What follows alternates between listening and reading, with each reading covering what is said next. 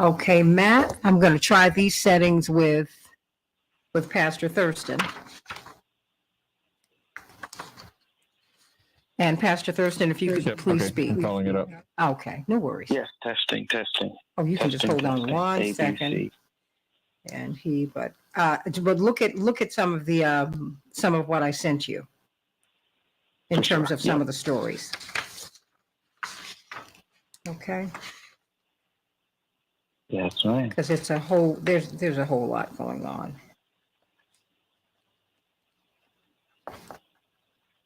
All right, I hear them both. Okay, great. Pastor Thurston, I've got to pull a couple of things up. All right. And so thank you so much for being here. And he's just going to stay on hold. It's going to rain today. Nice. Oh, gosh. Okay.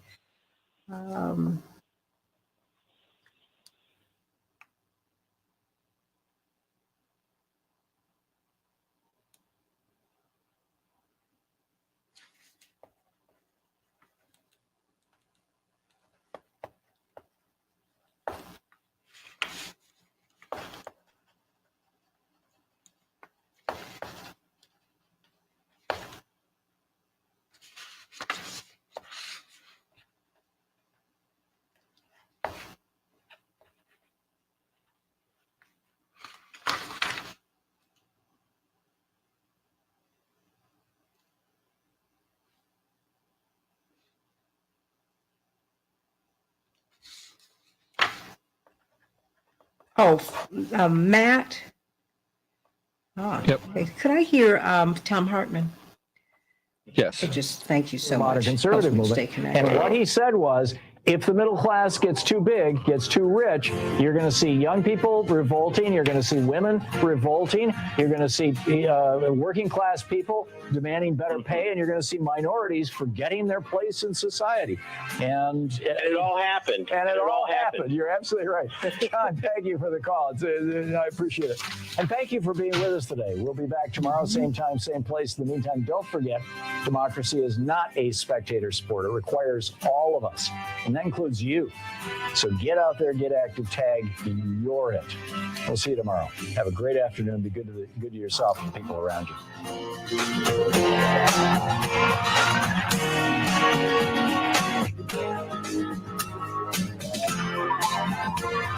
You've been listening to Tom Hartman. For audio and video archives, visit tomhartman.com.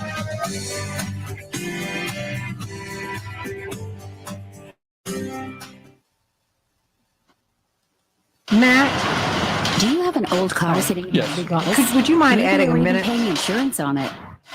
Yep. Okay, I appreciate it. Donate Thank it, you. running or not, to the United Breast Cancer Foundation. They will even come and pick it up for free and give you a receipt for a tax donation. Breast cancer screening could save the life of someone you love. And right now, they need your help.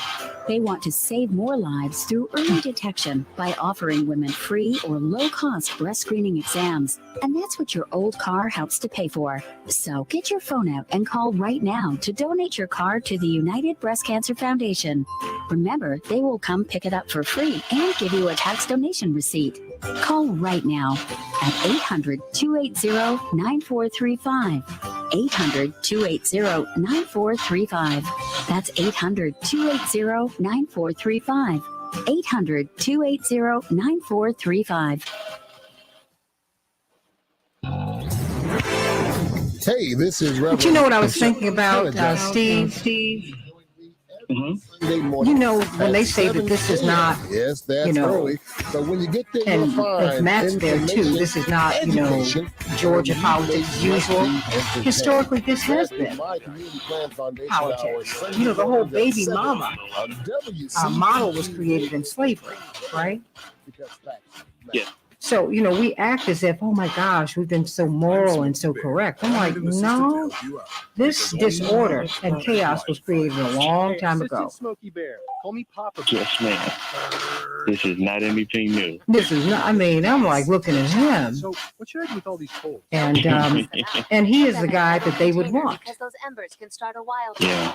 He is that guy. They don't want Raphael. Ha, ha, No. No. Raphael, who did not ask anyone's permission to run. Right. So He has a mind. He's structured. He's strategic. let's dig in on that. Sure. Robert Patillo will be here. It'll be. I think it'll be an interesting conversation, but it's really going to take up really. Instead of talking about Kanye, and that's its own conversation. That's another conversation. Yeah. I just think that as we're going into the midterms, yes, this is important. Yeah, as you know, as you see Black enthusiasm not be what people want it to be, right? Mm-hmm. So there's, there's just a lot going on. Yes, ma'am. World reaction came fast after Russia's missile barrage on Monday. The AP's Norman Hall. Delegates to the United Nations have condemned Russia's rush hour missile attacks on the capital of Kyiv and other regions of Ukraine.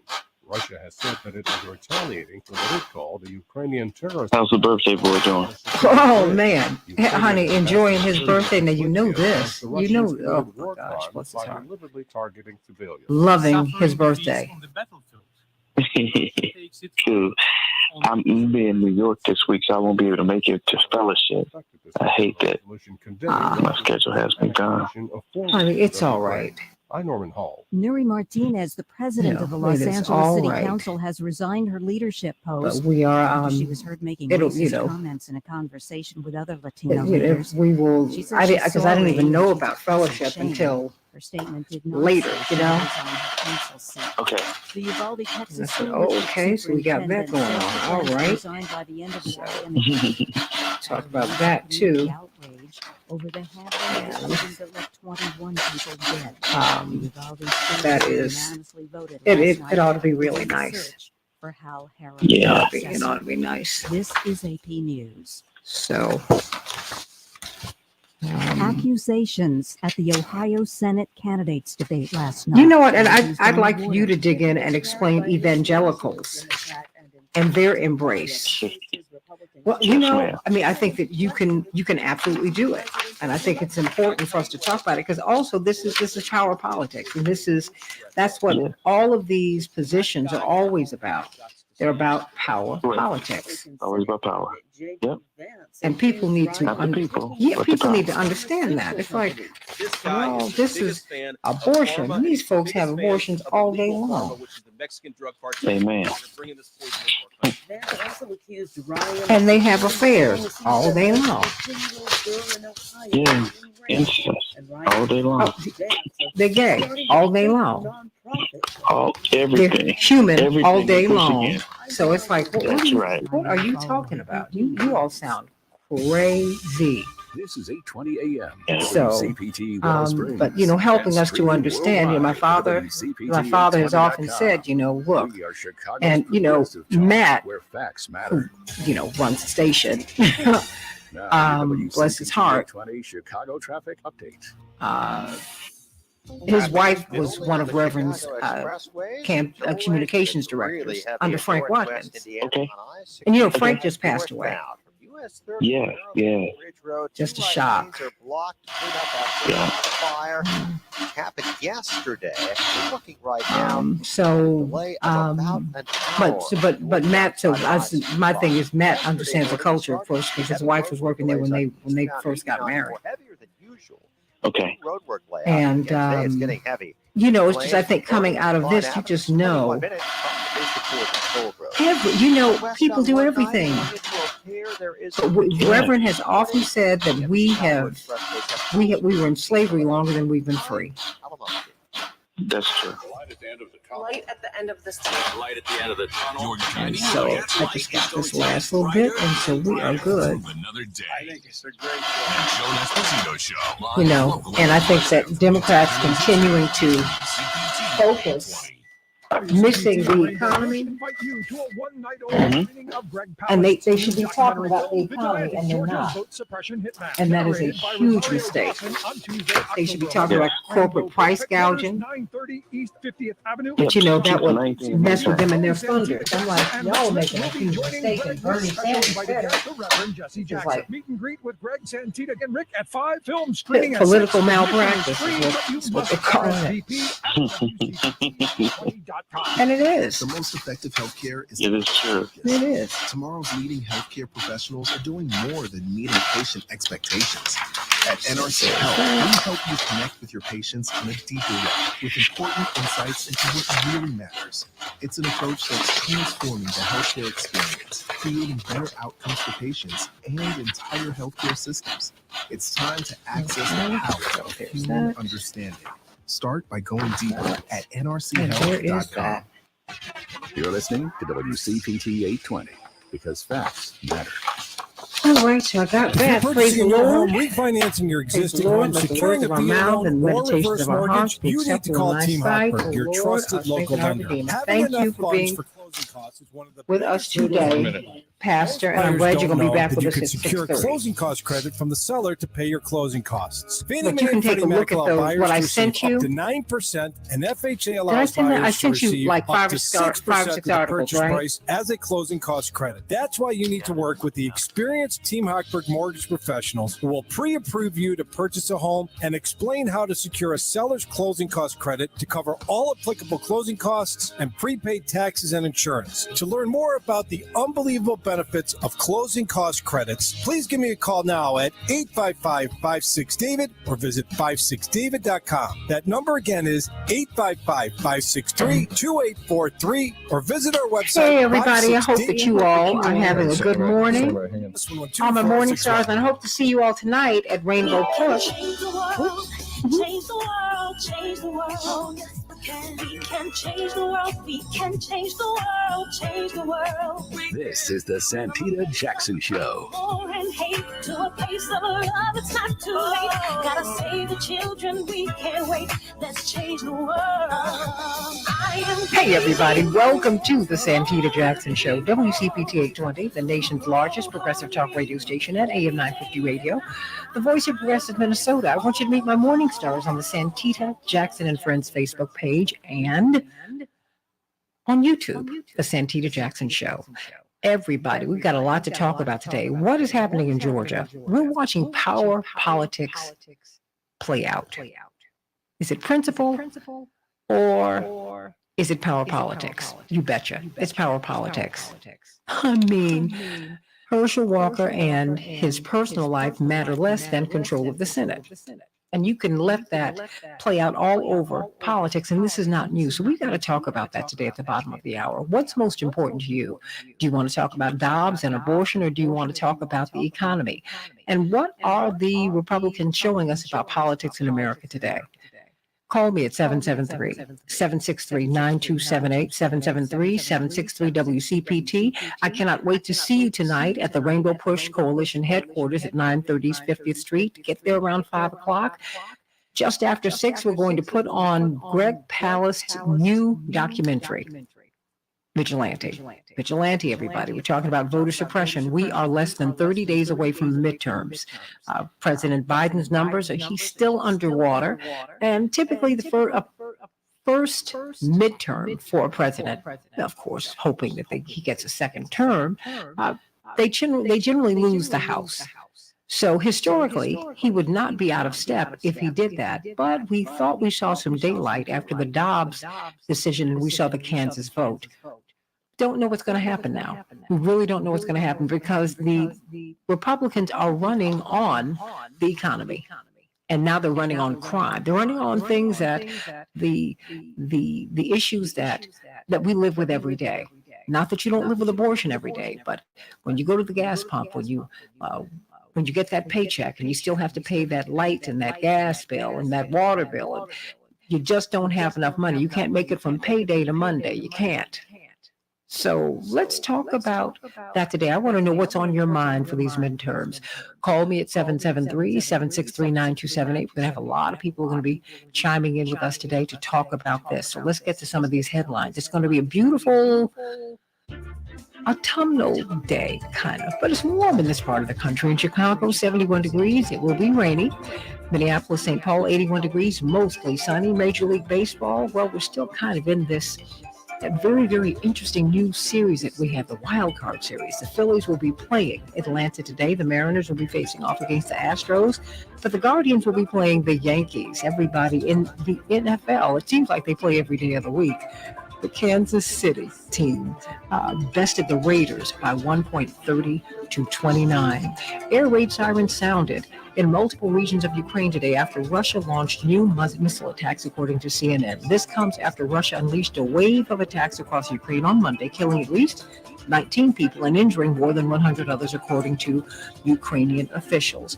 The threat of a freight rail strike is back after a major union of railroad workers rejected a tentative agreement Monday with the nation's freight carriers. More than half of the 23,000 members in one of the largest rail unions opposed the agreement. Now, remember, a third of our products in the United States are moved across these rails. This is a big deal. The president was touting the fact that he had averted the strike. We told you then that we had to see what the vote was going to say. So we will see what the vote is going to say. We're less than 30 days away from the midterms. Are you registered to vote? Go to vote.org. Make sure that you are still on the voter rolls. And please get registered to vote. Our democracy depends upon it. Senator Bernie Sanders has said that Democrats are ignoring the economy before the midterms, and that would be, as he put it, political malpractice. He said, quote, I believe that if Democrats do not fight back on the economic issues and present a strong pro-worker agenda, that we could well be in the minority in both the House and the Senate next year. What do you think, everybody? 773-763-9278. 773-763-9278. New emails released by the General Services Administration debunk claims made by former President Donald Trump and his allies that the government agency is to blame for packing boxes from the White House that ended up at his Mar-a-Lago residence after his presidency. Former presidents are allowed to take certain government materials and office equipment to set up a permanent office away from the White House, but that does not include the sort of classified documents that then President Trump took to Mar-a-Lago. Enough is enough. That is what top Senate Democrat Bob Menendez has said as he seeks to block all future arms sales to the Saudis. There is a Federal Reserve Vice Chair Lael Brainard gave a nod to what one observer called the elephant in the room, her core message that monetary tightening is needed to tackle inflation. It drew progressive pushback.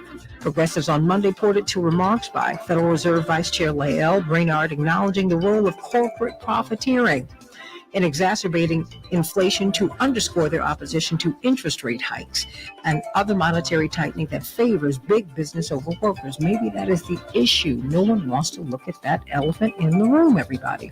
UN experts are saying that abolishing the death penalty is the only visible path for humanity. And those are some of the headlines on the Santita Jackson Show. You know, we've got good news with Pastor Stephen Thurston. He's a teaching pastor at the Salem Baptist Church, and we're so excited that he is here with us today. Of course, will you be on Facebook Live this afternoon?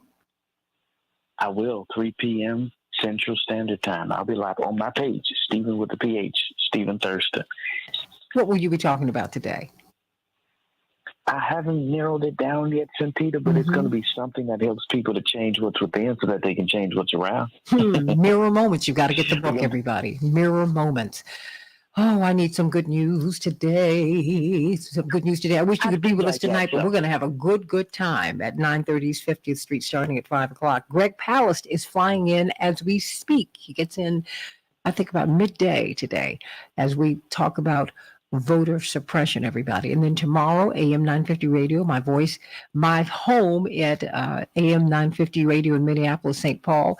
My brother here at WCPT, Rick Smith, who's on from 8 to 10 every weeknight here on WCPT. We are hosting this event, but he is going to be trucking up to Minneapolis, St. Paul so that you can be with Greg Palast and Rick Smith in Minneapolis, St. Paul. I wish I could be with you, but next time.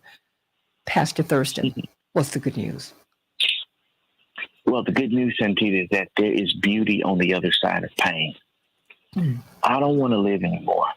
I don't want to be here. I can't do this. It hurts too much. It's too hard. Santita, these are words that I hear in my role as a pastor countless times from different people of all ages, genders, ethnicities, and walks of life. These words are the same, and the heaviness no different from one to the next. I've discovered that hopelessness has a specific tone attached to it. It's flat, it's low, and it's empty. As a professional charged with the care of people, there's a checklist that I go through in my head to make sure that I ask all the right questions as I assess the level of pain that the person in front of me is experiencing. As a human, a warm wave of compassion takes over as I feel around for this particular soul's needs. And after asking the typical safety questions and determining that this person is not a significant risk of ending their life, I'll ask a few questions, starting with this. So what is the end goal here? What do you think happens after you die? Where will you go? How will you feel? What will feel different when you're dead versus how you feel right now? And the answers vary from it will be dark and nothingness, no feeling, no existence, to I'll be in heaven and done with this. But more often than not, this is what they say. I don't know. I'll then raise this question.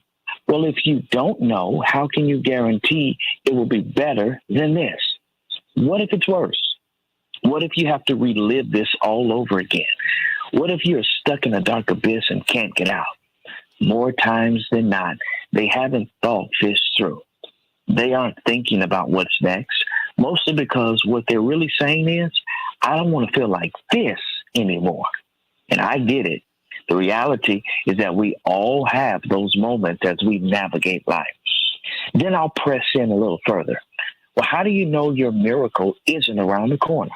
How do you know relief won't come tomorrow if you allow the opportunity for one more day? What would it be like to be curious about what's next instead of assuming it will all just be measurable? And the point that I try to drive home is this, Santita. Since you haven't always felt like this, is it possible you may one day again feel joy and freedom? Here's the good news. If you look at your past, you'll see that you have had many fears and low moments in life. Did they stay the same or did they change? The truth is that most of your fears didn't even come to be. And even if they did, here's the amazing news. You survived them. You made it through. Matter of fact, you may have even learned something or strengthened your ability to be brave through the process. If you turn around, you can see there is a lifetime of proof that your world is always changing and shifting. You'll see many moments when it may have felt like things were not going in the direction you wanted, but you'll likely see an equal number of moments that led you to exactly what you needed. And I want you to use those moments as evidence that your renewed joy might just be around the corner. What if you held on to the curiosity of what was to come instead of deciding that there was no surprise left or joy left along your life's journey? Now, I've talked with countless individuals while they were in deep pain. I ached for them, but also felt hope for them. In those conversations, I'd wonder out loud, what will happen next that we can't see? I've seen pregnancies come when hope had left. I've seen new relationships birth when the people involved were sure that they would never love again. I've seen new jobs appear out of nowhere just at the right time. I've seen illnesses dissipate once people started paying attention to themselves, and moments of joy build in the hearts of those who were certain there was no light left. The truth is, we don't know what will happen next, but we do know that we have made it this far. How do we know that tomorrow won't be exactly what we've been waiting for? I believe that the human experience is filled with struggle and hardship and challenge. I don't think we're going to get out of that. I don't think life is going to give us an easy path. But I believe we are all equipped with the power to lean into our pain and let it move through us. We should be conscious enough to use our experiences as our strength and the knowledge gained for the next wave of frustration that we might face in life. I believe we are supposed to thrive in the face of hardship and use hope as the steering wheel to guide us through, knowing even though the light may not be right in front of us, it's probably just around the corner. In the moments of hardship, what would it be like to allow for curiosity? To not only acknowledge the feeling in front of us and feel it, but to also allow for the possibility of what is to come. All of our experiences come with the free will to choose how we will respond to them, with openness and wonder or dismissal and resistance. So the next time you feel stuck in a feeling or what feels like a never-ending experience, consider thinking this: I wonder what will come of this. I wonder what I will gain. I wonder what strengths I'll develop and how I'll support myself. I wonder what beauty lies on the other side of this pain. Allow for the curiosity. Maybe today is the day that it all changes for you. Or maybe it's tomorrow. You may not know the day, but here's the good news. You can be ready and open for it when it arrives. That's the good news today, Santita. Amen to that, because things change in an instant and you let go. Just like that. Oh my gosh. We tend to let go just, what is it, darkest before the dawn? Just before the sun peeks out, we say, forget it.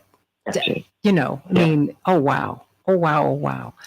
Pastor Stephen Thurston at 3:00 on Facebook Live. And of course, you've got to get his book, Mirror Moments. He is the teaching pastor at the Great Salem Baptist Church. Please give our loves to Pastor and First Lady Jamel Meeks, and of course, my family at New Covenant. And my family. That's it. You know, both of them, my family. But, you know, we've been part of New Covenant.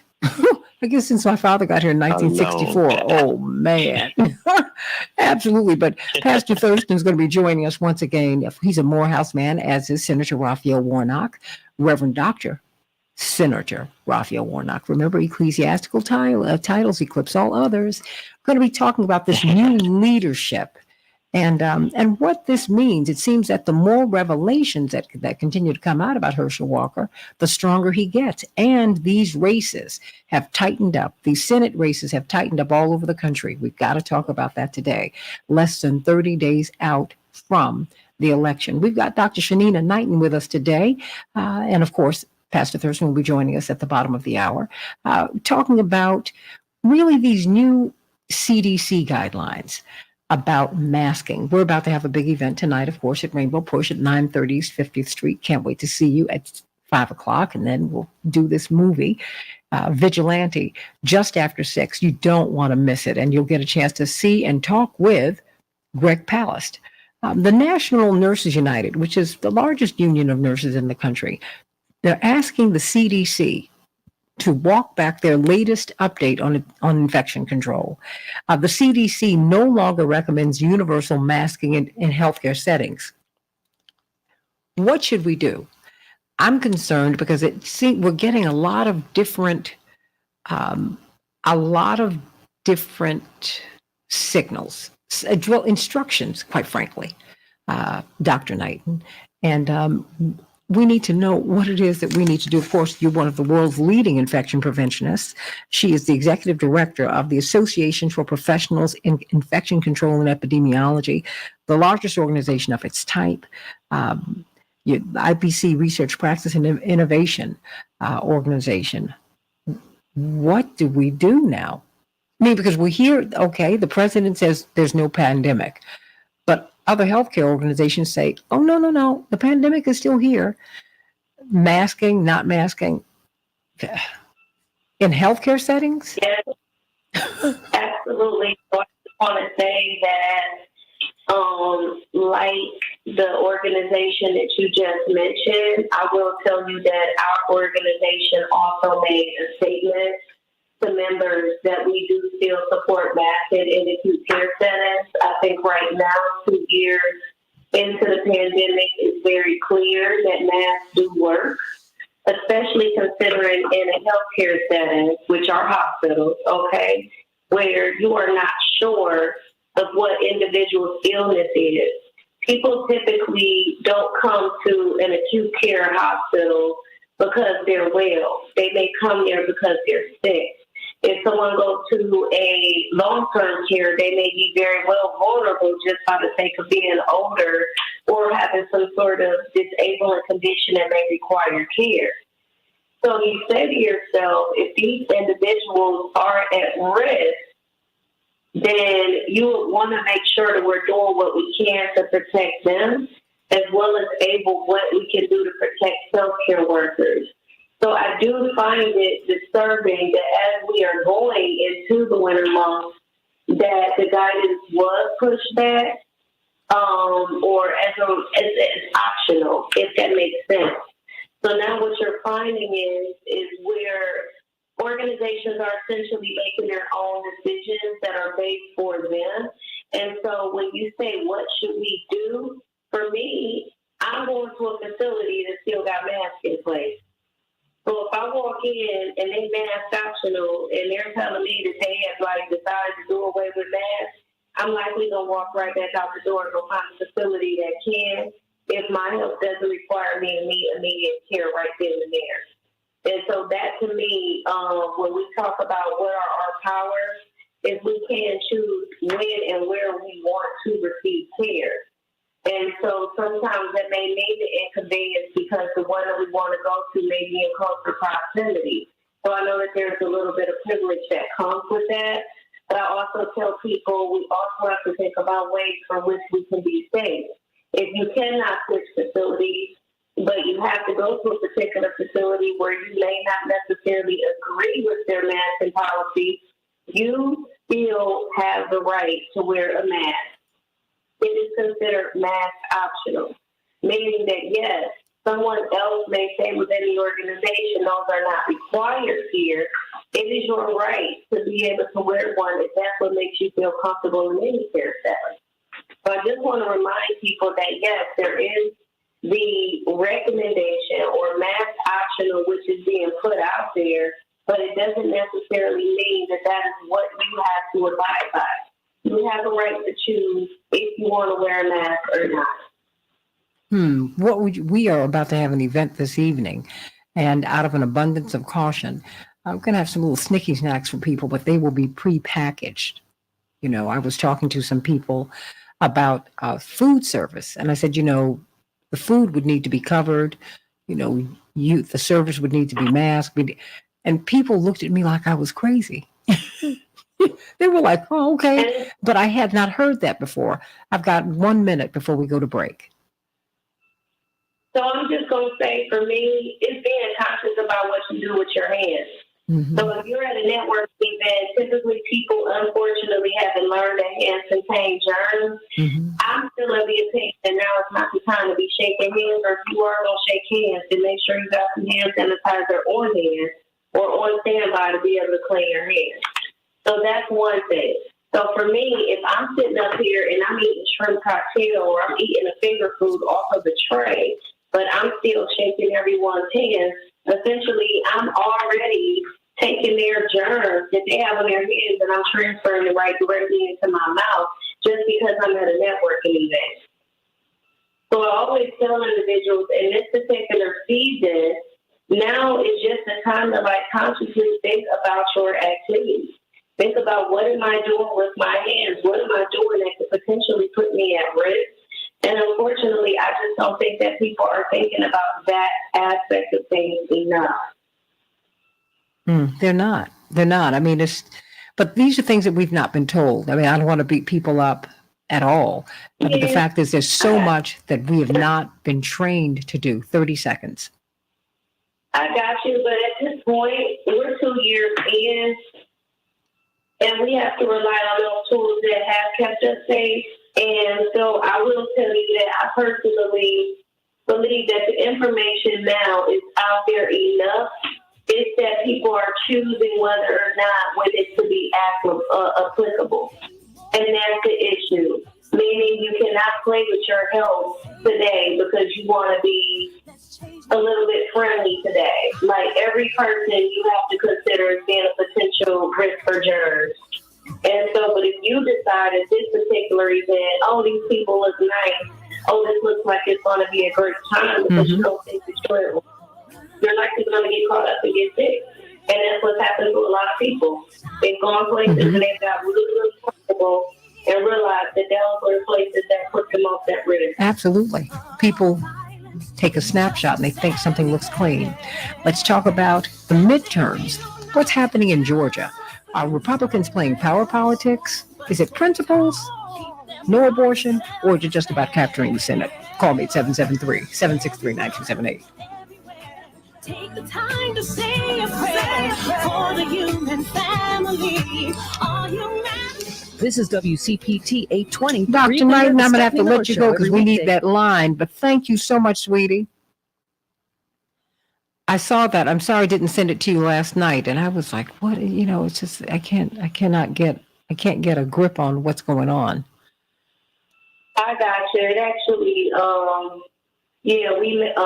organization made a statement on it last week and just saying that it wasn't necessarily going against them. It's just letting people know that we still support universal masking. And so it's not saying, oh, we disagree with the CDC, but it's like, no, we still take a stance on the support of universal masking, and here is why. And I just think that honestly, without getting into the semantics, without getting into the politics of things, it is an election year, so I cannot tell you if some of the decisions are being made.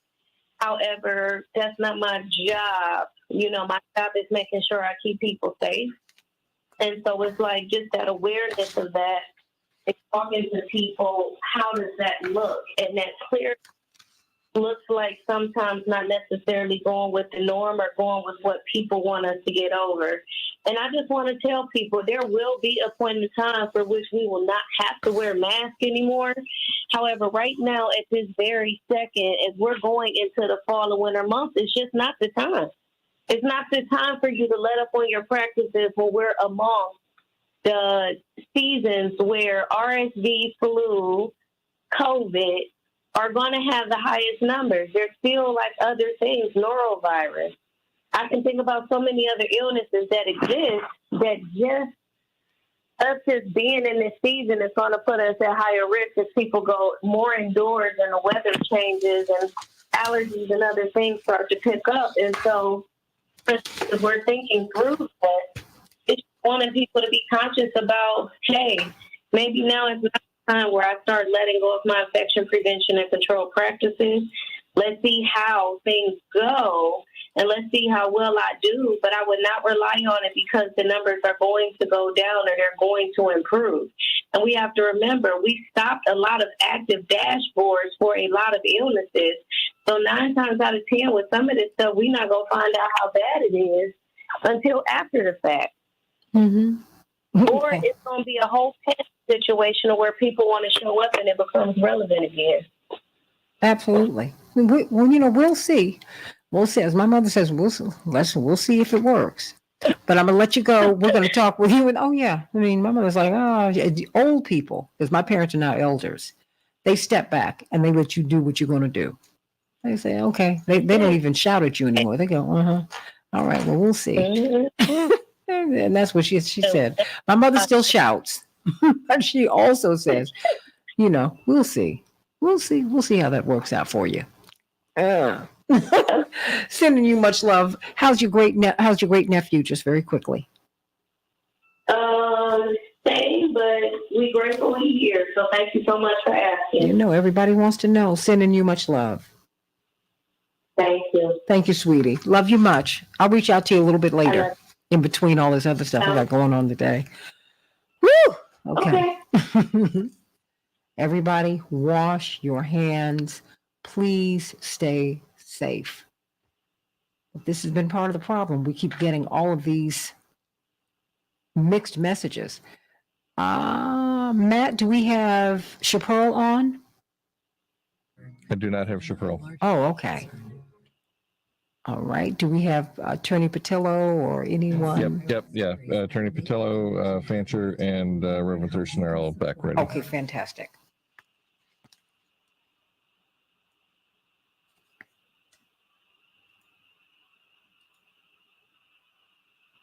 Thank you. Thank you. I can't believe we're working together today, man. Change the world, change the world. We can change the world, we can change the world, change the world. This is the Santita Jackson Show. War and hate to a place of love, it's not too late. Gotta save the children, we can't wait. Let's change the world. Hey, everybody. Welcome back to the Santita Jackson Show. I want you to call me at 773-763-9278. And let's talk about power politics. You know, there was a time when certain behaviors or certain situations in which people found themselves were disqualifying in politics, and particularly with people who moralize in politics, who have personal morality, who put that over public morality. To me, public morality is being anti-poverty, making sure that everybody has food, clothing, shelter, equal access to equal high-quality education, and equal high-quality health care. We don't have that. We don't really care about public morality. No, we don't. We get upset if someone has beaten their wife, typically, domestic violence, an abortion, and on and on and on. At least that was the case. Now, in Georgia, we're seeing something else happen. We're seeing what I think is power politics writ large, and it is raw. I have seen Republicans say, I don't care if baby eaglets are killed. I want that Georgia seat. And Senator Raphael Warnock, a Morehouse man, a symbol of pride in the Black community, he indeed has he preached for and was voted on and got the pastorate of Dr. King's church. This was Daddy King's seat. This was Dr. King's seat. He is the pastor of the Great Ebenezer Church. This is one of the iconic churches in the world. Brilliant theologian. And he decided that he wanted to serve his people in another way, because he, in the middle of the Black community, sees the needs that not just Black people, that all people have. So he ran for office without anyone's permission, and person by person ended up winning. He and John Ossoff. What a great day that was in 2020. Well, now he's running for full election. And he is in a tighter than this race with Herschel Walker. And indeed, I was reading this op-ed piece that said that it's called the Herschel Walker dilemma. If the Republicans believe what they say they believe, Walker's history of abortion should be disqualifying. The important thing is not that Herschel Walker paid for an ex-girlfriend's abortion in 2009, or that he broke up with the woman when she refused to terminate a second pregnancy in 2011. It's not that he's obviously lying about all of this either. It's not even the hypocrisy of a man who thinks he has the right to dictate a woman's reproductive choices. He favors total abortion ban, with no exceptions, everybody, for rape, incest, or the life or health of the mother. What do you think about that? What do you think about that? And the Republicans are pouring into the state. The money is pouring into his campaign. I don't know where the money's coming from, but it's there, so that he can not just have a fighting chance, he could actually win. I want you to call me at 773-763-9278. So when Republicans talk to you about being anti-abortion, or when other people talk to you about being anti-abortion, because some of the biggest anti-abortion activists have had abortions themselves, and so they're really giving their personal regret to you, which they want you to make public policy. I have a problem with that. And I've been honest with you about my own issues with abortion. I'm like, no, personally, I would take that would be a no for me, but I'm not going to impose that upon you. Just not going to do it.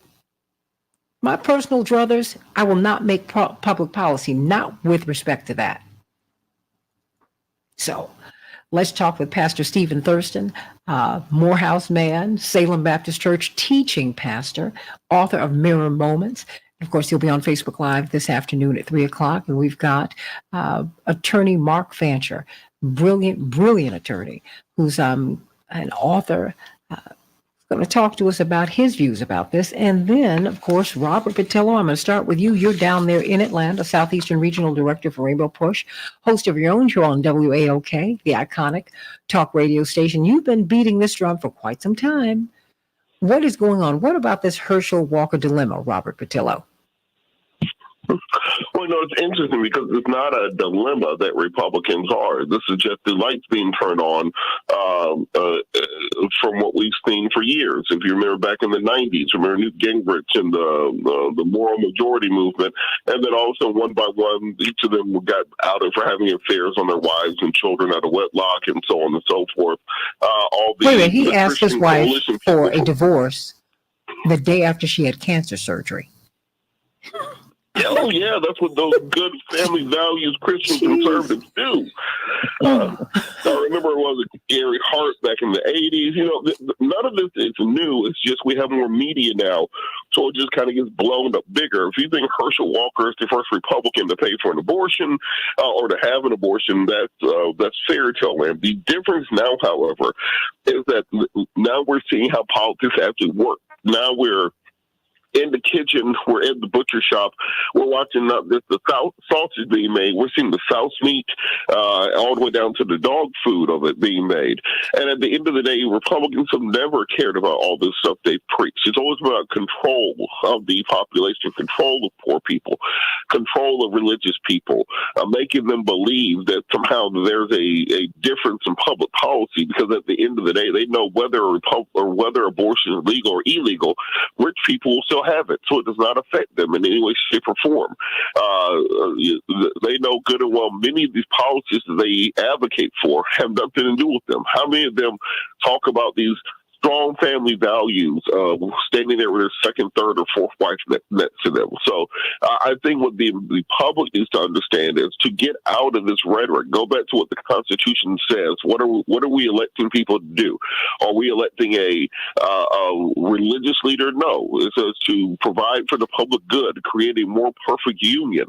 That is what we're electing these people for. If you look at that on paper, and take for, as you said, Raphael Warnock, who is a theologian, a pastor, someone who works in the community, versus someone like Herschel Walker, who's a complete and utter joke that I've been explaining for months and months on this show.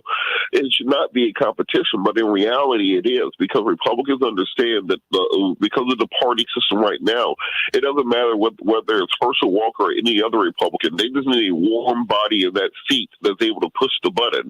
They don't want you to be able to debate. They don't want you to be able to offer amendments or to question legislation. The lobbyist puts it in front of you, and you sign off on it. That's why they like Tommy Tuberville, who this weekend or who last week had those very famous statements on reparations and crime. That's why they like people like a Marjorie Taylor Greene. That's why they like people like a Matt Gaetz or Lauren Boebert or Sarah Palin or Dr. Oz down the line.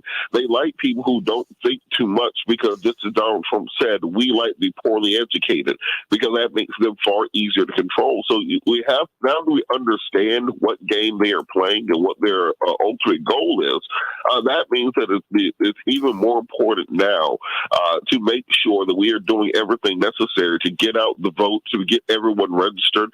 Now we are into the GOTV, where the early voting will start in Georgia next week. And so we have to mobilize now to ensure that we're going to maintain our democracy, maintain the gains that we have made, and then fight for the battles of the future. Because as I've been telling all of y'all for months now, everything that you know of as the civil rights movement will be repealed next year, or in the next 2 to 3 years by the Supreme Court. While they have this 6-3 majority, before anybody dies, they're going to be going after affirmative action. They're going to be going after voting rights. They're going to be going after public accommodation, on down the line, everything down to the Interstate Commerce Clause.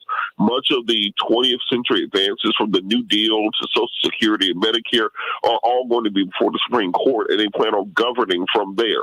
So you have to have a United States Senate that's able to legislatively override and pass new laws for what they're doing. So this is one of the most important elections that we've had. And if we don't realize that and we allow the kind of petty party squabbles or intra-party squabbles to stop us from getting out there, then we're going to be looking at a very different country in the upcoming years, perhaps the country none of us recognize. What do you think, Mark Fancher, Attorney Fancher? What do you make of this this Herschel Walker dilemma? Well, I agree with all that Robert just said. But, I think there's something else at work, too. I don't think that this is about a Republican agenda. I think that this is about a white people's survival agenda. This is about a white nationalism agenda. I think that for those who fall into that camp of believing that white people are in trouble, that their position in this country is threatened, that somehow they are headed for extinction, they are desperate. Absolutely desperate, and they're prepared to do anything and everything in order to perpetuate their survival. And I think that this is what all of this has been about, the whole Trump phenomenon, let alone the Herschel Walker phenomenon. It's all about trying to reclaim America for white people and to restore a situation that existed back in the 1950s and before, where they are dominant in every area of life. And when you get someone like a Herschel Walker who's available as a dupe, as a potential puppet, the mistake that many of us make is believing, well, the more he talks, the stupider he looks, and the more obvious it becomes that he's not qualified for this job, and the more that the voters will realize that this is not somebody they should vote for. It's exactly the opposite. The stupider he looks, the dumber he looks, the more ignorant he looks, the more appealing he is as a candidate, particularly to white voters in Georgia. I mean, how often are they going to gravitate toward a black candidate, no matter who he is? This has to be somebody who is subject to being controlled and manipulated, and who will, when you wind him up, go and say the things that he's supposed to say and do the things that he's supposed to do. He's a good Negro. And that's one of the most important assets for a white nationalist, is to have a good Negro, somebody who's compliant, somebody who's submissive, somebody who's going to do what he's told. And so that makes him even more appealing. So I think that when he says dumb things, when he says things that reveal his ignorance, I don't know that we should take any comfort in that. I think that that's just, sinking the knife in deeper and beginning to turn it, because that makes him all the more appealing to people, particularly white people, who want to ensure their survival. Pastor Stephen Thurston, there's an old truism that the freest, richest black man in America is the preacher, because black people pay him, black people provide his, and they are his base. He speaks for them. That's why, our freest leaders, our leadership has come from the church. I'm not even going to qualify it. It's come from the church. It's come from the church. It's come from the church. It hasn't come from corporate America, because they are paid by corporate America to do corporate America's bidding. I don't have a problem with it. I just think you need to know where this is coming from. There's some leaders that we send, and there's some that are presented to us, and there is a difference. Pastor Thurston. Big difference. Explain. But talk to me. I mean, what are we seeing? Because he could win. Well, Herschel Walker could win. Yes. He could do that. And these gentlemen have made very strong, very valid points that I agree with 100%. And it keeps us in the mindset that America will always make space and place for black white supremacists. And that's what they're doing with Herschel Walker. And we also have to recognize, because I live partly in Georgia, that a lot of people think, oh, Atlanta, the black Mecca. No, Georgia is much bigger than Atlanta. You go outside 285 and it's a whole different context. What is it? People have to be mindful of that. Oh, you step because that's when Ahmaud Arbery was killed, outside of Atlanta.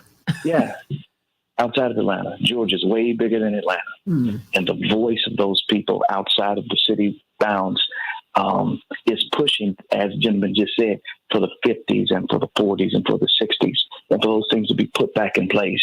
And we even look at the white evangelical church, who shifts its positions and its moral values to even stand behind and support somebody like Herschel. And we recognize that these groups of individuals are really just ethical sluts who engage in cognitive dissonance and confirmation bias because, again, they have a larger agenda that they're focused on forcing. And how better to do that, again, than with a puppet who's easy to control. And white evangelicals, they've got a rich history of supporting slavery, Klan violence, lynching. Racism is a feature, not a bug, of white evangelicalism. And evangelicals deliberately choose to support racism and white supremacy and other moral ills, all for the point of forcing and pushing agendas and for their survival as white people. Well, and half black children they would not claim. Hello. Correct. Hello, everybody. Amen.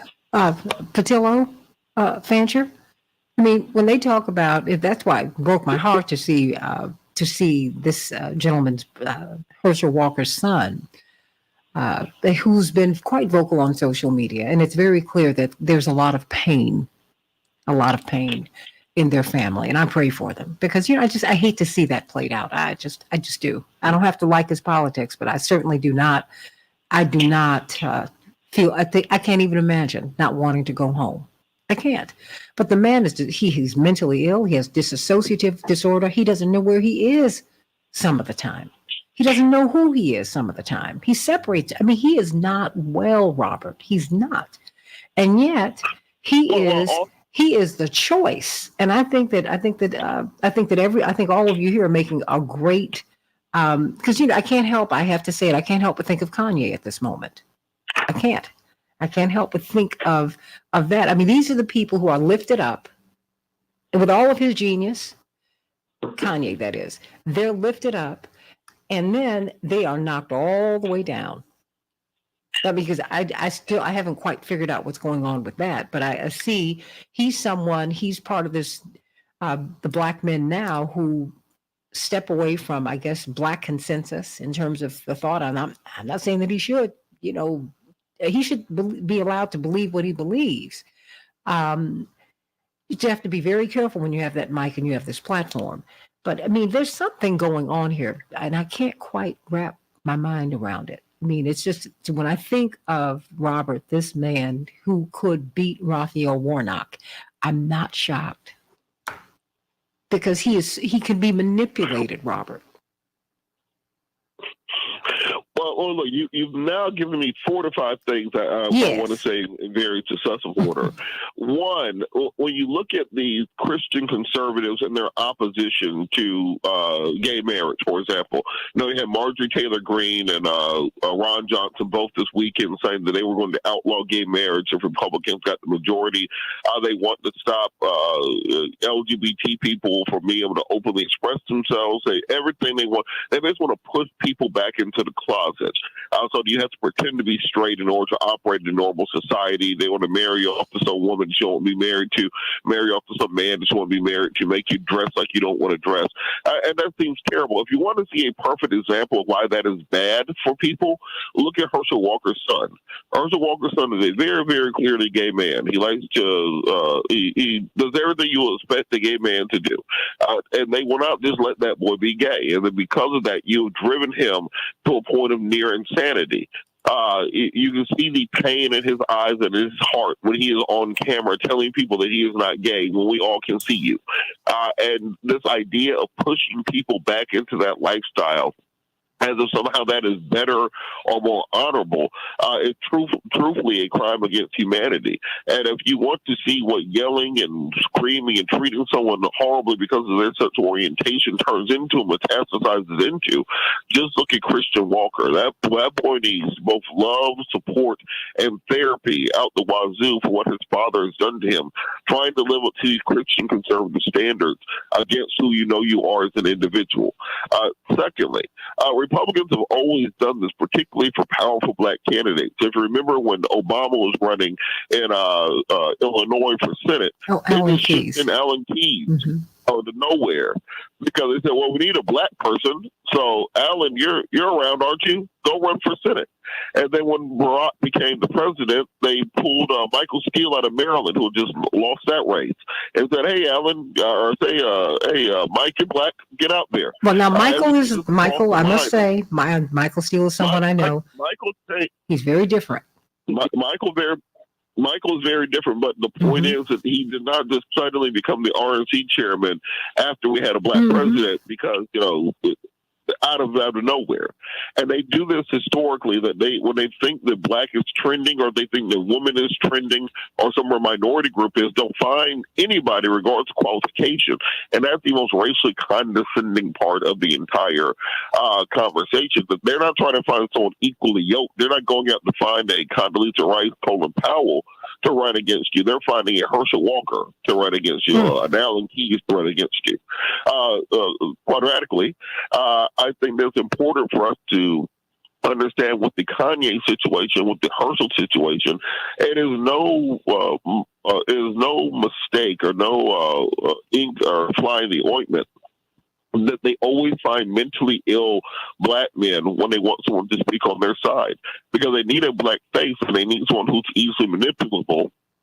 And because of this, you find somebody who is suffering from some sort of mental illness, whether it's a dissociative identity disorder, as Herschel Walker, whether it's a manic depressiveness and multiple personality disorder like Kanye, that you find people who are not fully there, not fully stable.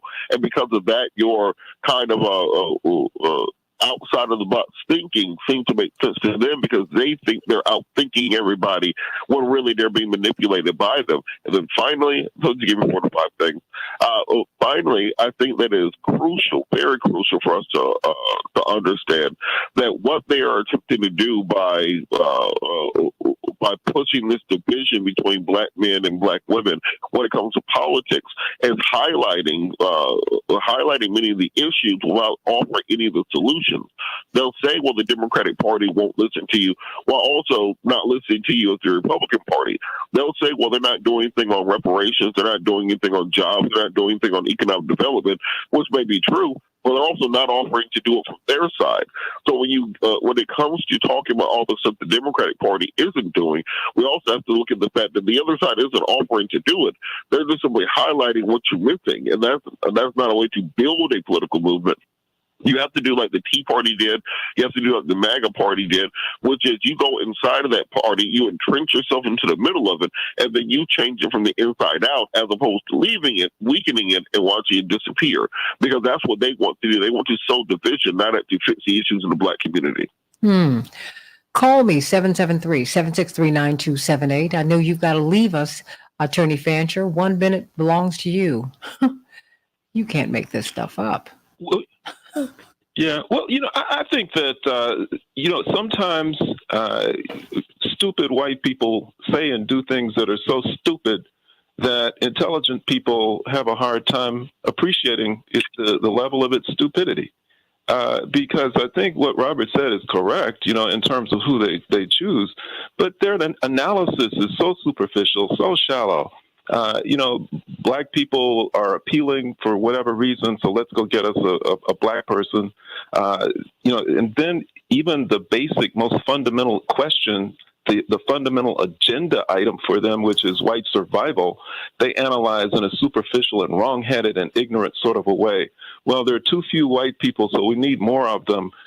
Let's oppose abortion not because of our moral commitment, because we've demonstrated that we're not committed to it through our own personal lives and example, but let's ban it because we need more white women to have more white babies. Let's oppose LGBTQ things because that doesn't produce the possibility of producing more babies. Let's force people to enter into heterosexual relationships so that they can produce more white babies. I mean, that's the level on which they're analyzing things and operating. And it's so stupid, it's so wrong-headed, it's so ignorant that many of us just miss it. But we just have to take it for what it is.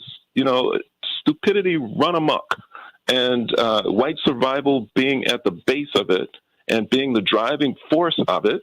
And once we understand that and appreciate it, then I think we're less confused about what's going on here. It's really pathetic. It is pathetic. I want to hear from you. 773-763-9278, 773-763-9278. Jewel, stay with me because I want to speak with you on the other side of the break. I want to hear your thoughts, everybody. I want to hear your thoughts. Hope you can stay with me a little while, Pastor Thurston, because I think we have to look at this new leadership, Pastor Thurston. This new leadership that is being presented to us as opposed to the leadership that we are sending to the corridors of power. There is a difference. And there is a reason. There is a reason that you have to watch the people who don't like you, the folks that they love, the black folks that they love, the white folks that they love, the brown folks, everybody that they love, you need to be suspicious of. Let me just put it right there, because they mean you no good. I don't care if they're a woman. I don't care if they're trans, gay. I don't care what clothes they're wearing. They are wolves in sheep's clothing, and they are going to hurt you. They're going to hurt all of us. Let's talk about it. 773-763-9278. Want to see you tonight at Rainbow Push at 930 East 50th Street. Get there around 5. We're going to show Greg Palast movie Vigilante, and he's going to be in the house with us answering your questions. Going to have Bob Starks on, Dr. Bob Starks, joining his superstar panel, sending you much love, Attorney Fancher. Have a wonderful day. Let's talk about Herschel Walker and what he really means. How could he become the senator from Georgia? He is on his way, if we're not careful. Got to vote. Back with more of the Santita Jackson Show in just a minute.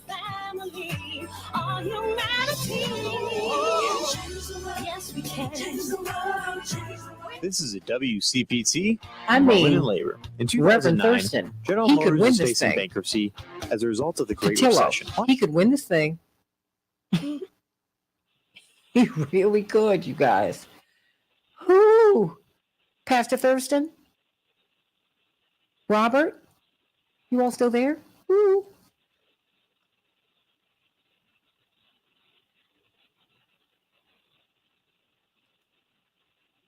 In September of 2019. Attorney Patillo and Thurston should still be there. Okay, Attorney Patillo? Robert? Reverend Thurston? Woo-hoo. There we go. I had your mic off. There we go. Oh, no worries. Attorney Patillo and Reverend Thurston? I'm here. He could win this thing, you guys. And I think he'd be more palatable to the power structure, and not just, white power structure. I mean, the power structure, the corporatist structure, because you can tell him exactly what to do. I mean, we're on Facebook Live now. Can you all speak to that? Or do you think I'm wrong? No, you're absolutely right. Because if you think about the black people they've lifted up throughout the years, it's always the ones with the great smile, don't do too much thinking, don't rock the boat, don't get involved in politics. That's been the kind of the model for success in white America. They've never liked the quote unquote activist athlete. They don't like the Muhammad Ali's of the world or the Jim Browns of the world. They want you skinning and grinning and doing what they say, and that's what Herschel's claim to fame, and that very much could be a winning strategy. I think, what we've seen from the Biden administration the last 3 months or so, they have to keep that going. You have to keep your foot on the gas pedal, because if you do not, they will come back. They will win. And this, don't forget, polling data is only a snapshot in time and a guess at best. So at the end of the day, a lot of these MAGAs are not responding to polls. A lot of these voter suppressions have just gone into effect, and we don't know how that will affect these elections. So you need to be going to these elections with a 6 or 7 point lead if you really think you're going to have a chance of winning, because you don't know what's going to actually happen on election day. Pastor Thurston, what are you hearing? Because you're in Atlanta as well. Yeah. That it's going to be a rough challenge. Really? And I think it really kind of boils down to white women and how they're going to choose, and I underscore choose to view some of Herschel's stances and some of his actions. And if we look back at how they treated Trump, and they went into the voting booth and voted for him in spite of him being really against them, I see that same thing happening in Georgia, and white women pushing him through. If you were a betting man, what do you think is going to happen? What would you project? Herschel Walker wins. Ooh. And we see an overly qualified black man out of position to make change that benefits our people. You're almost bringing tears to my eyes. But you know what? Maybe that's a lesson we need. I don't know. Because if you think your vote does not matter, think about that. Your vote matters. Your vote matters. And I know you've been disappointed in the Democrats. I have too. I've been fighting with them. We had to fight to run in the party, and we've had to fight them all the way. My brother had to fight them. I mean, my other brother who's running for Congress right now, we've had to fight the party to keep you in the game. That having been said, you have to be in the arena, everybody. You have to vote, and the vote is the beginning, is the end of the beginning, not the beginning of the end. You then have to lobby the people who win, whether you voted for them or not, because they work for you. Whether you like President Trump or not, he was your president. And you should have lobbied him for the things that you needed.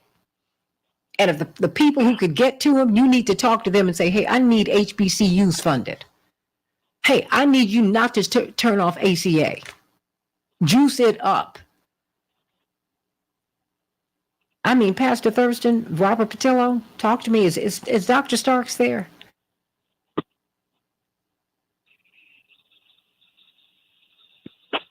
Okay. Oh, you won't keep talking. You know, I start thinking and I go on rants. But there we go. Is Dr. Starks there? Oh, well, I do. I mean, you know, because I think about it and I'm like, wait a minute. I don't know if, because the whole power game, we don't really understand, Stephen. We don't. Correct. Robert Patillo, Dr. Starks, we don't understand it. Dr. Starks, you there? Ooh. Are you all there? You all keep talking. The power thing even transitions over into the church. Not to shift us too far off the target, but I see the white evangelical influence in the black church and the young black preachers that are being pushed into pulpits of large black churches. Oh, no. It's all the same thing. No, you need to say that. It's all this. Yeah. It's corporate church. And the pulpits are the same thing. And they're taking pulpits and turning them into plantations with some of these young black super evangelical, super conservative preachers. Who all over TV, who have the big churches, who have thousands, who have entertainment services, not enlightenment services. No. And you cannot go to them to help you do anything. They're not going to help you keep your job. No. They're going to tell you, what did Dr. King say? I'm going to find it about, your head's is basically, he didn't say it this way, but you're so stuck in the clouds, you're no earthly good. Yeah, so heavenly bound that you know earthly good. So heavenly bound, you know earthly good. And that's what it is. Yeah. Is that what y'all want? Change the world, change the world, change the world. We can change the world, we can change the world, change the world. This is the Santita Jackson Show. War and hate to a place of love, it's not too late. Gotta save the children, we can't wait. Let's change the world. Hey everybody, welcome back to the Santita Jackson Show. We're talking about power politics, everybody. You've seen in Georgia, Republicans do not care that Herschel Walker is apparently paid for abortions. And even though he's anti-abortion under every circumstance, they don't care about that. There is a Republican activist who said, I don't care if you kill a lot of baby eaglets. I want that seat. You're playing power politics. So how does that help you to view them overall? I mean, are they playing about abortion? Absolutely. They're playing about being Christian. Because you can't be Christian and not feed people. And not ensure that people have food, clothing, and shelter. You just please don't give me that. In the highest and best of every religious tradition, people have their basic needs taken care of because the world doesn't belong to them. It belongs to God, and we're God's children, and God provides for God's children. And the only reason you're not getting provided for is because there's somebody greedy taking all your stuff, and you ought to be tired of it. I'm Santita Jackson. Welcome back to the Santita Jackson Show, WCPT 820, the nation's largest progressive talk radio station, and AM 950 radio, the voice of progressive Minnesota.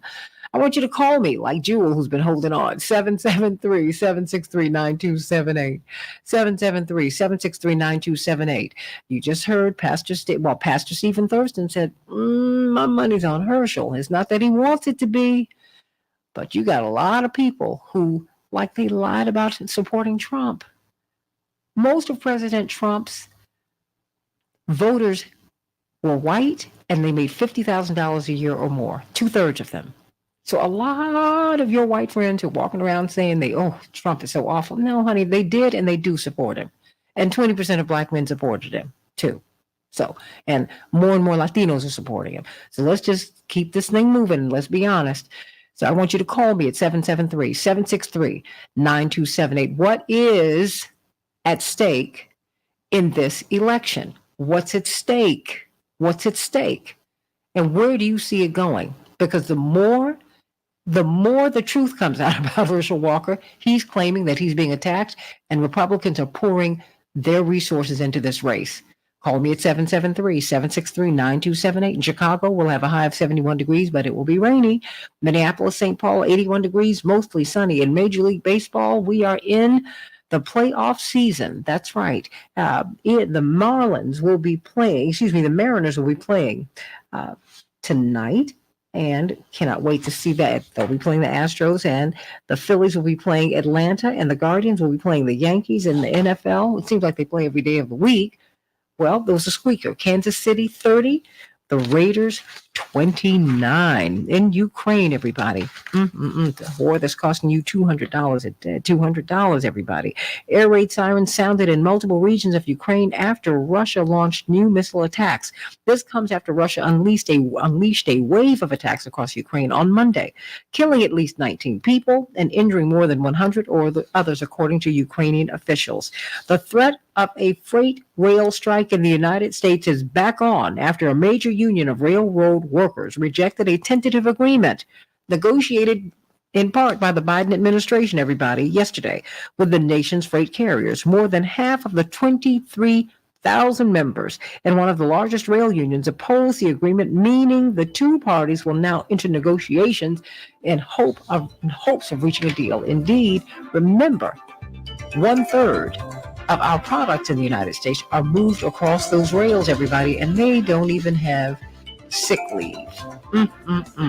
Bernie Sanders says that the Democrats are ignoring the economy before the midterms, and he said that would be political malpractice. He said now is the time for Democrats to take the fight to the reactionary Republican Party and expose their anti-worker views on the most important issues facing ordinary Americans. What do you think about that? 773-763-9278. New emails released by the General Services Administration debunk claims made by former President Trump and his allies that the government agency is to blame for packing boxes from the White House that ended up at his Mar-a-Lago residence after his presidency. Former presidents are allowed to take certain government materials and office equipment to set up a permanent office away from the White House. That does not include the sort of classified documents found at Mar-a-Lago, Enough is enough. Senator Bob Menendez says that he's going to block all future arms sales to the Saudis, Of course, he's the chair of the Senate Foreign Relations Committee, so that means a lot. He plans to block all future U.S. weapons sales to Saudi as backlash over OPEC's decision to cut oil production and push up gas prices continues to grow on Capitol Hill. UN experts are saying that abolishing the death penalty is still a top priority, is the only viable path for humanity. Everybody, we've been fighting for financial freedom on this show. Team Hochberg is really at the vanguard of that, and we want you to know that if you don't have good credit, if you need to build your credit, if you need to rebuild your credit, if you are using your debit card, you need to get a credit card. You're saying, but I don't have good credit. Well, you need a plan, because getting credit that's good enough for you to get a credit card is not impossible. Team Hochberg can help you with that. I want you to call them at 855-56-DAVID, 855-56-DAVID, or visit 56david.com, 56david.com. If you have excessive credit card debt, any problem you have, guess what? If you call them, You're going to get a free consultation. Just share everything with them. And then when they come back to you, they will come up with a plan for you to get a credit card, for you to refinance your home, for you to purchase a new home, for you to build your credit, rebuild your credit, come out of bankruptcy, file for bankruptcy, come through it. If you want to get a reverse mortgage, if you need to get an FHA or VA loan, all of it. That's what they do, everybody. Manny, 40 years of age, income $70,000 a year. Well, he had $20,000 of debt on his credit cards. It can happen to anybody. In fact, it's happening to most of us because it's hard out here. He did not have a down payment for a home. So he said, you know what, I'm going to call Team Hochberg. I'm hearing these advertisements, and maybe they're not true. Team Hochberg created a plan for Manny to pay off his debt, save for a down payment, and guess what now? He's a homeowner. It could be you, everybody. Call them at 855-56-DAVID, 855-56-DAVID, or go to 56david.com, 56david.com. Nobody has to know. Nobody has to know, but you'll know, and you deserve financial freedom. Call me at 773-763-9278. We've got a tremendous panel with us today talking about the Herschel Walker race. What if he wins? What are the stakes, everybody? What's going to happen? Oh, well, we want to talk to you tonight. We're going to be talking about that and so much more with Greg Palast at Rainbow Push at 930 East 50th Street. Get on over there at 5 o'clock, everybody. We're going to show the film just after 6. And we're going to have a Q&A just before and just after, so we can talk about voter suppression. If you think your vote doesn't matter, you need to question why people are fighting so hard for you not to have it. Call us at 773-763-9278. Jewel, are you still there, my dear, sweet sister? Yes, good morning, Santita. Good morning. I just want to say good morning to you. Happy birthday to your father, Reverend Jesse Jackson Sr. I just wanted to take advantage of the opportunity to tell him it's an honor to hear him and that your show is the best thing going for us.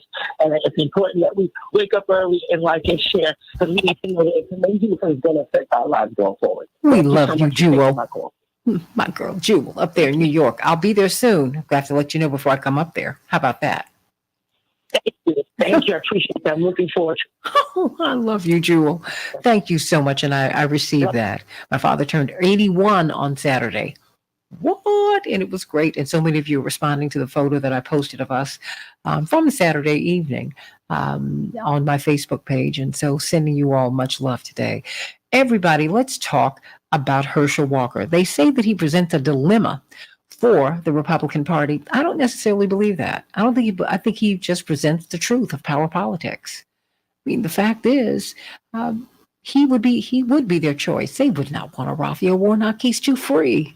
They want someone they can manipulate. That's it. And I wouldn't just say that would be the case for a black man. The corporatists run this place. That is what Senator Dick Durbin said during the banking crisis of 2008 when they came to take more of our money. Remember that when Wall Street went broke and then they came to us to pay for it, which we did do? Well, he said the bankers run the place. They do. And we need to think about that, everybody. Joining Pastor Stephen Thurston and Attorney Robert Patillo, who live in Atlanta. Pastor Thurston lives in Chicago, but he also lives in Atlanta, too.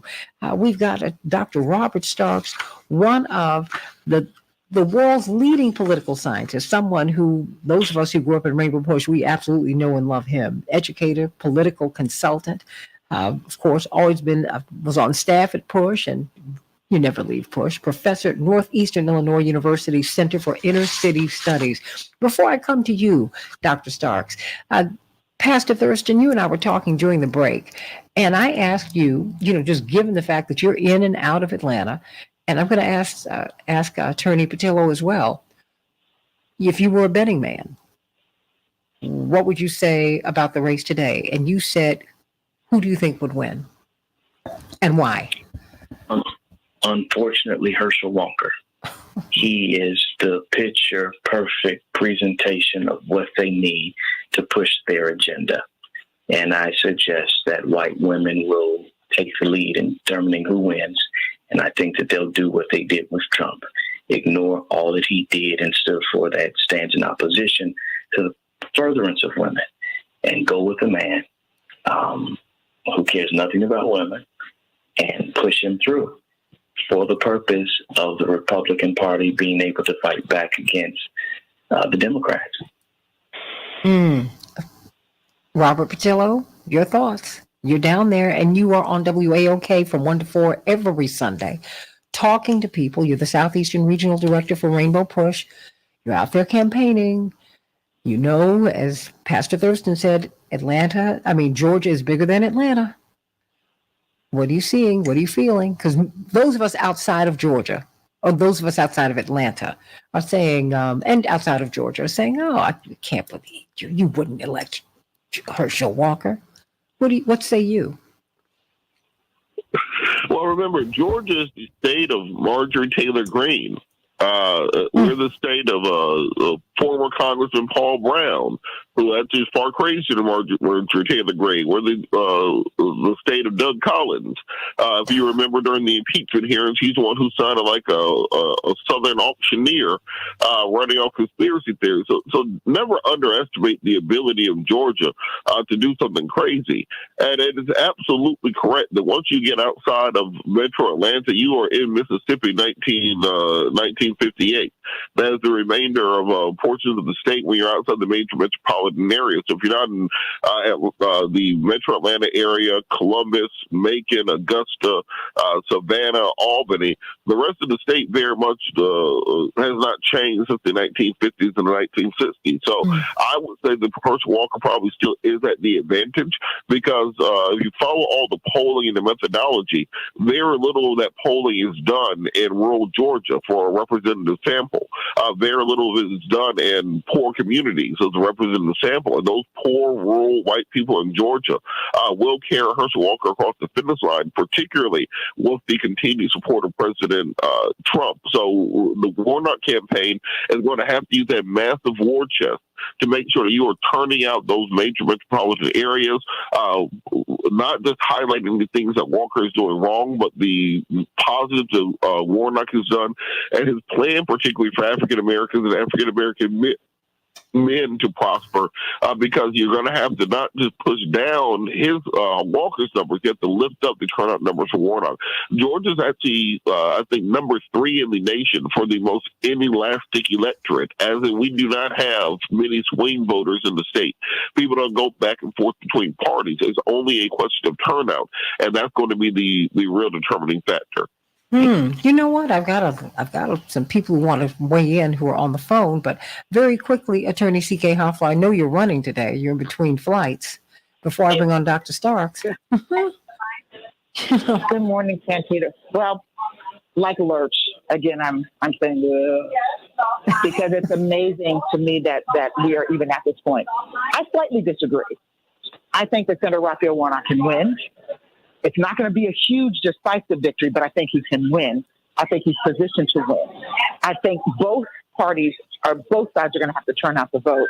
And if Senator Warnock turns out the vote, if the Democrats vote, and if they vote in large numbers, not just in the urban areas, in the rural areas, there are a lot of people in the rural areas, if they vote, that would vote for Raphael Warnock because he's done a lot to support things that are important to them.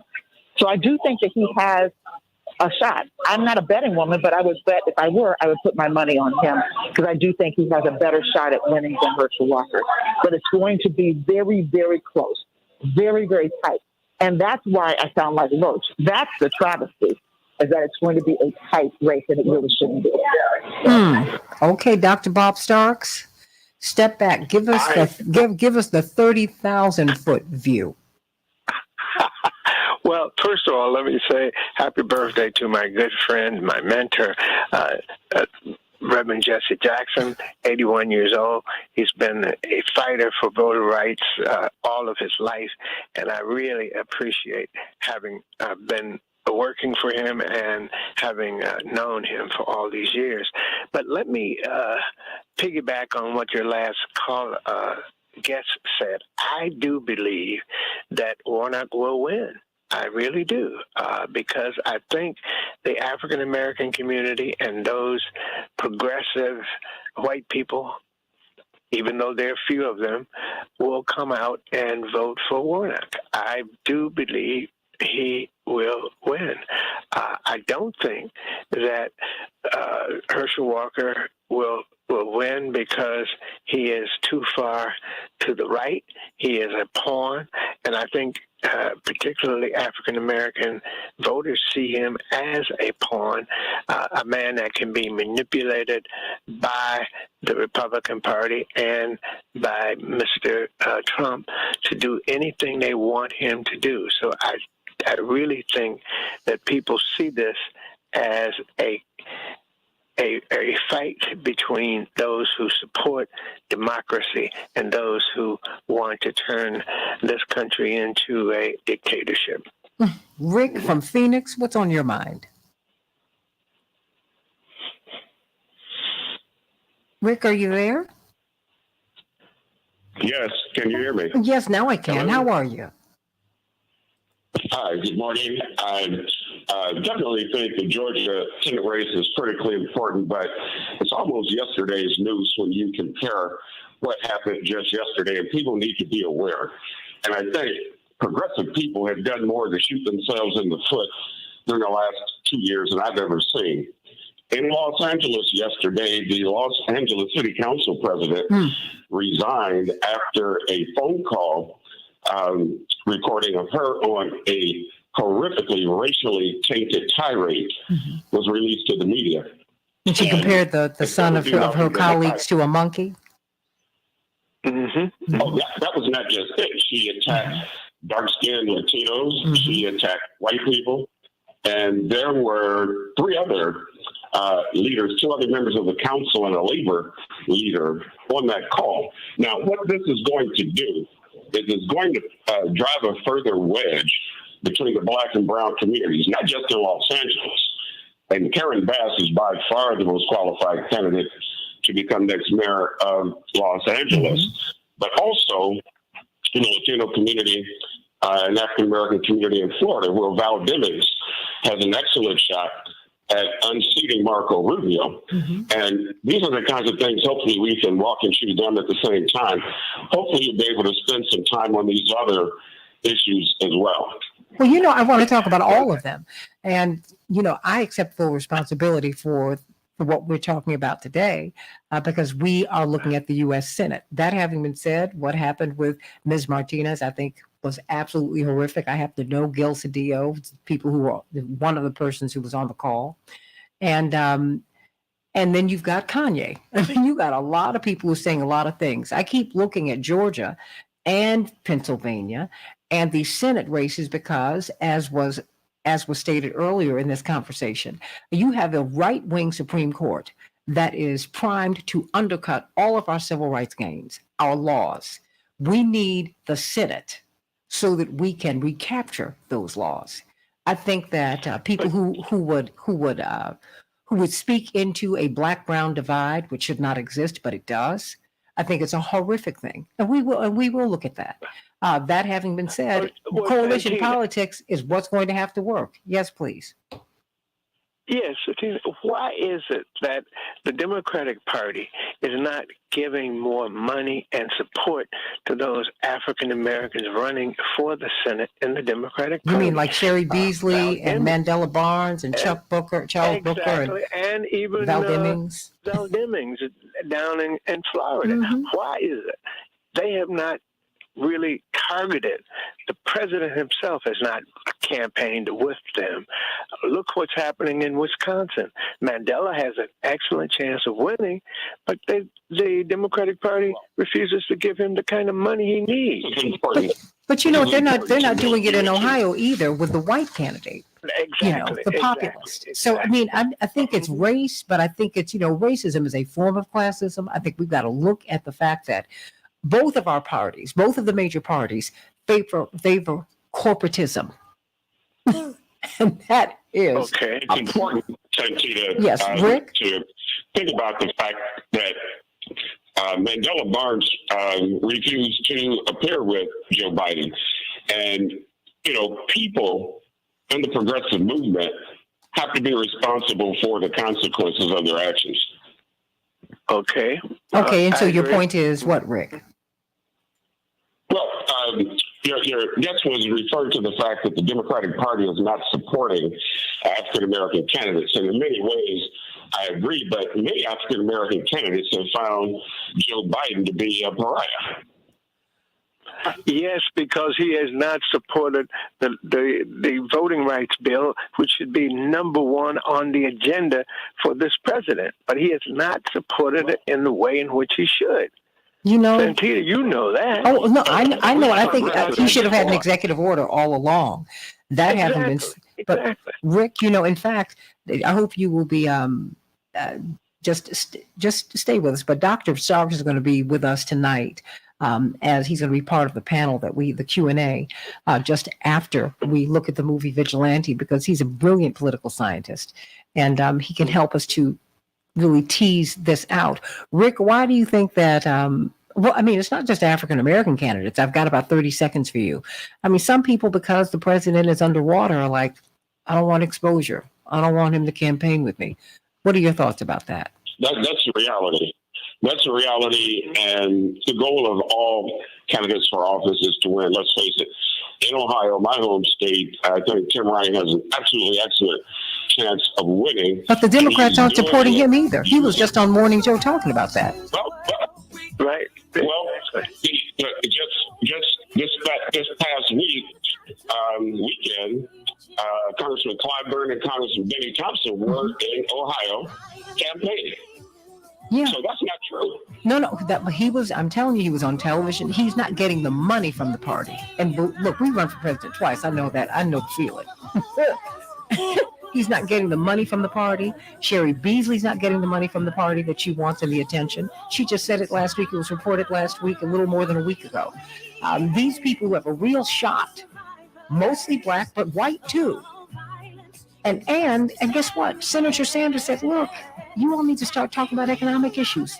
Abortion is important, but we can run on this economic piece, but we're not doing it. Back with more of the Santita Jackson Show. Hope to see you tonight at 930 East 50th Street, starting at 5 o'clock from the show, Vigilante by Greg Palast. And you don't want to miss it. He's going to be there too. Back with more of the Santita Jackson Show in just a minute.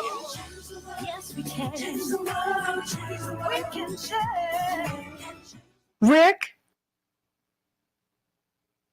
Ooh. Rick? Yes, I'm here. Oh, cool. I wanted you to be able to, before I let you go, I wanted you to be able to speak to the panel, Rick. We're on Facebook Live, just so that you know. Okay, fair enough. Okay. I don't want you to. I would say multiple. Yeah, I would say multiple things. And I don't think anything that has been said in the last few minutes is wrong. And I think it's not productive to focus narrowly. So in the work I've done in the political world, I've been a consultant on a lot of campaigns. You never get all of what you want, and people wait too long to implement whatever it is they need to implement. That's a fact of the way that political campaigns are unfortunately run. Democrats have an excellent opportunity not only to expand their lead in the Senate, but actually to reclaim the House. And they've done a bad job of talking about the successes of the Biden administration. And it is a fact. Precisely. I agree 100%. 100%. He's not provided 100% of what anybody on this call wants. All right. Exactly. However, Joe Biden has been the most effective president insofar as delivering on economic issues, on health issues, on small business issues of any president in my lifetime. Period. Well, I don't agree with that necessarily, but I respect your opinion. I think he's done a lot of, and my father and I have been going back and forth about this. I think he's done a lot of things well and right. That having been said, we need executive action on voting rights. We need executive action on the George Floyd Justice and Policing Act. It would only last throughout his presidency, but I need him to make his feelings about voting rights known, particularly since I know his history too. Since I know with policing, just weeks after Rodney King was beaten half to death, he went on the floor of the U.S. Senate and put forth a police officers' Bill of Rights legislation. So he's not just been pro-police. I'm pro-police too, but I'm pro not getting my brains beaten out. He's just, so I mean, I know his right-wing politics, but I also understand that he has made some adjustments to the zeitgeist, and I'm happy about it. That having been said, good faith on voting rights. We have got from Maine to Mississippi to California to Colorado. We have got voting restrictions that are being imposed all over this country, and you need legislation. You need an executive order at least to deal with it through to 2024. The executive order, from a substantive standpoint, it may or may not be effective, but we have to stop letting 50 Republicans in the Senate off of the hook. But you know what? With dampening Black enthusiasm, if you don't do those things, Rick, I can talk until I'm blue in the face, but the numbers are there. Black folks are not as enthusiastic about this administration. And I don't care what I say, they don't want to hear it because they also have decades of disappointments. Decades. They are saying, look, I didn't get out of the Obama administration what it is that I needed. I got what I wanted. I didn't get what I needed. That's a problem.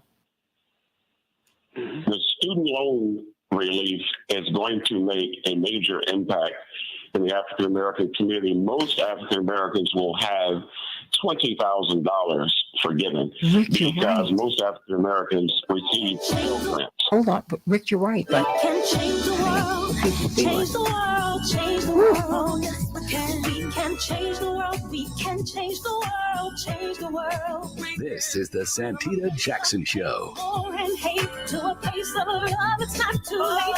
Gotta save the children. We can't wait.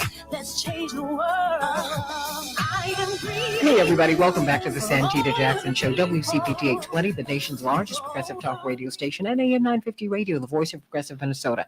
Meet my morning stars on the Santita Jackson Show YouTube channel and Santita Jackson and Friends page. You'll see a nice little picture of me and my dad for his 81st birthday. Yay, love you, love you. And at Fellowship Missionary Baptist Church at 45th and Princeton, we will be there celebrating his birthday on Friday night. Tamron Hall will be one of the hosts along with Pastor Reginald Sharp, and Avery Sunshine will be singing there. It's going to be fantastic. I think I'm going to sing too. It's going to be great. We'll have a great, great, great time.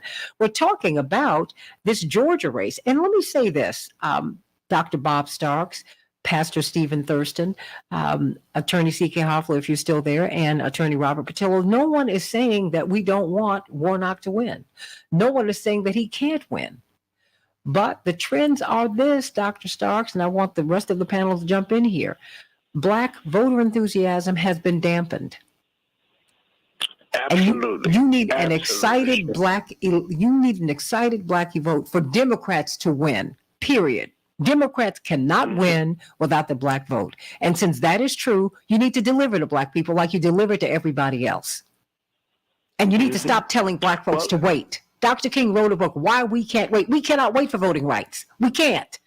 We can't wait for justice and policing. We cannot wait.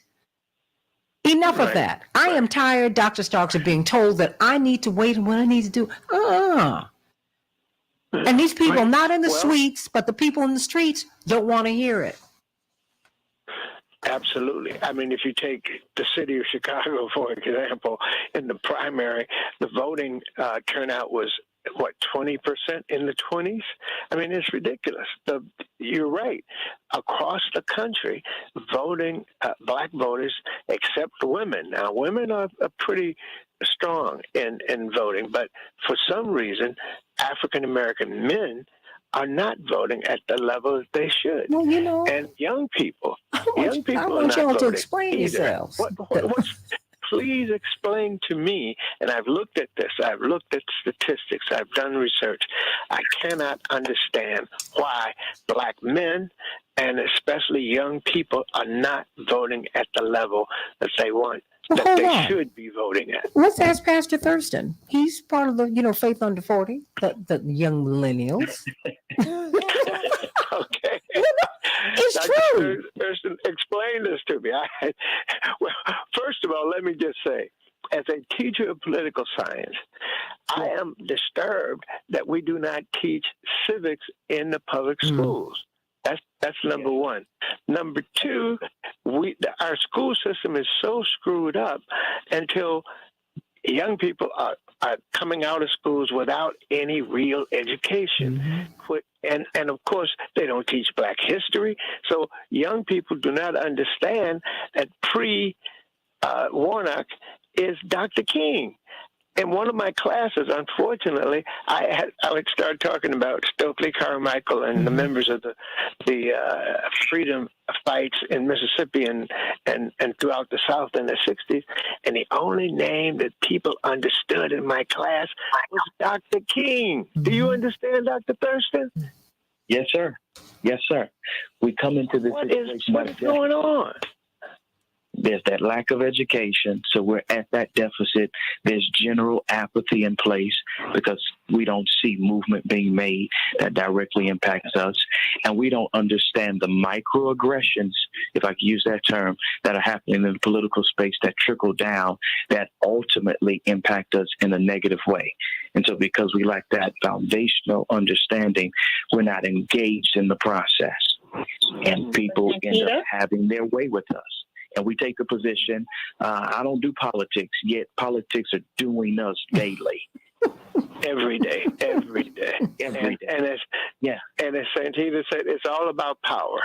It is about power. That's what I mean. It is. I hear CK back there. Right, because my flight's about to take off shortly. I'm in a place where I can speak, and then I got to go on a post it.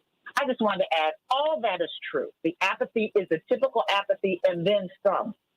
But the apathy is not against Senator Warnock. He can pull it out. The disbelief is relative to Herschel Walker. Disbelief in the Black community. Even those who are leaning towards him, there's disbelief that he got this far. But we don't need to underestimate the power of the religion of football. I'll just leave it at that in Georgia and places and all throughout the country. That's the power. Football is a religion. So that religion is You're right. Senator Warnock can still win. He can pull it out. He can do it. They just have to get out the vote. And I'm in Georgia, and Vigilante is going to open people's eyes even more. That move is great. I know y'all are going to do the screening, but I just want to say this. It's feasible. It's palatable. Senator Warnock's victory is at our fingertips. We just need a little bit to push it over. Herschel Walker is going to be Herschel Walker regardless. He's got the power of the money of the Republican Party, the religion, football, but he is not under any circumstances, no, never not equipped to be a U.S. senator from any state. We know that. Under any circumstances. I agree. Democrat, but you know, but let me tell you, but CK. Well, Raphael can win. But CK. He can win, Senator Walker can win. That's all I'm saying. No, you're right. Yeah. But the thing is, the tragedy is that we're not debating his qualifications because it's very clear qualifications mean nothing. That is something I learned in my Harvard interview. They told my mother that I, as a merit scholar, they had to fight to get me through committee. You know what they objected to? My father's politics. That's what they told my parents. This ain't got nothing to do, and they called me. I didn't call them. Oh, you know, Robert Patillo. They don't care about qualifications. But if you put qualifications aside, all the other stuff that people do care about, Raphael could pull it off. But you know, but CK, we're not saying that he can't. We agree that he can. He will. Let me go a step further. He will. He will. Not just he can. He will. Yeah. And so I agree. believe that Herschel will pull it out. Raphael will do it. And I'm not just saying that because I'm wishing it into. He will do it. I believe it. And then we can just learn about the Herschel thing and just put it in perspective, put it in a box and forget about it. But until it comes up. Before you go, will you please answer this question? Will Stacey Abrams win the governorship? Now, see, that's a different question. Okay, is that tomorrow? I think she has a shot at winning, but that's a very different question. That's a different question. Unfortunately, I'm for it. I believe she can, but that's a different question that requires a different analysis. Maybe tomorrow, Santita. Okay, well, that's, CK, legal Q&A with CK. I guess we'll talk about that, and I guess Dr. Starks will be back. We have not heard from you, Robert Patillo, in a minute. Bye-bye, everyone. Oh, safe travel, sending you much love. And good luck in Georgia. Woo. Okay. Bye-bye. Robert Patillo, sending you much love, my dear sister. Robert Patillo, what do you think? Well, I've been absorbing everything that everyone has been saying. And I think there's a lot that's going to happen on the presidential level to help pull out these races. I think a couple of weeks ago I said the president needed to do something about marijuana decriminalization before the beginning of October. And just like clockwork, we saw him do something. It may not be everything that you wanted, but I think what's important is he's acknowledging to his base that he hears you, that he understands, that he's going to do everything within his power. And they're also making the case that, look, if you give me Warnock and Fetterman, and you give me Tim Ryan and Sherry Beasley, if you give me Mandela Barnes and Val Demings, if you give me Mark Kelly out in Arizona, if you give me those races, then we can take these executive orders and we can codify them into law next term. And so I think that the next things we're going to see is some action on voting rights on the federal level before the election. I think we're going to see something on criminal justice reform before the election. I think that will give these candidates the ammunition they need to pull these things across the finish line. Remember how close the races were in 2018, and we barely didn't get it. Stacey Abrams by less than 1%. Andrew Gillum lost by 1.5%. So you need to give that last little push to get them across the finish line. And when it comes to campaigning, the person I'm disappointed in isn't Joe Biden, because we know good well Joe Biden can't be out there talking that much. Anytime he has to talk for more than 5 minutes, he says something crazy. You got to use him in very small spurts. But that ain't no good reason. There ain't no good reason Barack and Michelle can't be doing a whistle-stop train tour across the country to all these areas. Imagine what Michelle Obama campaigning for Charles Booker in Kentucky would do. Oh, my gosh. Imagine Barack with Mandela Barnes. Hell, you can send Sasha Malia out there to motivate the youth vote. You can send the dog Bo out there to go to veterinary schools to get people out there. And you're really about it, the way they say they're about it.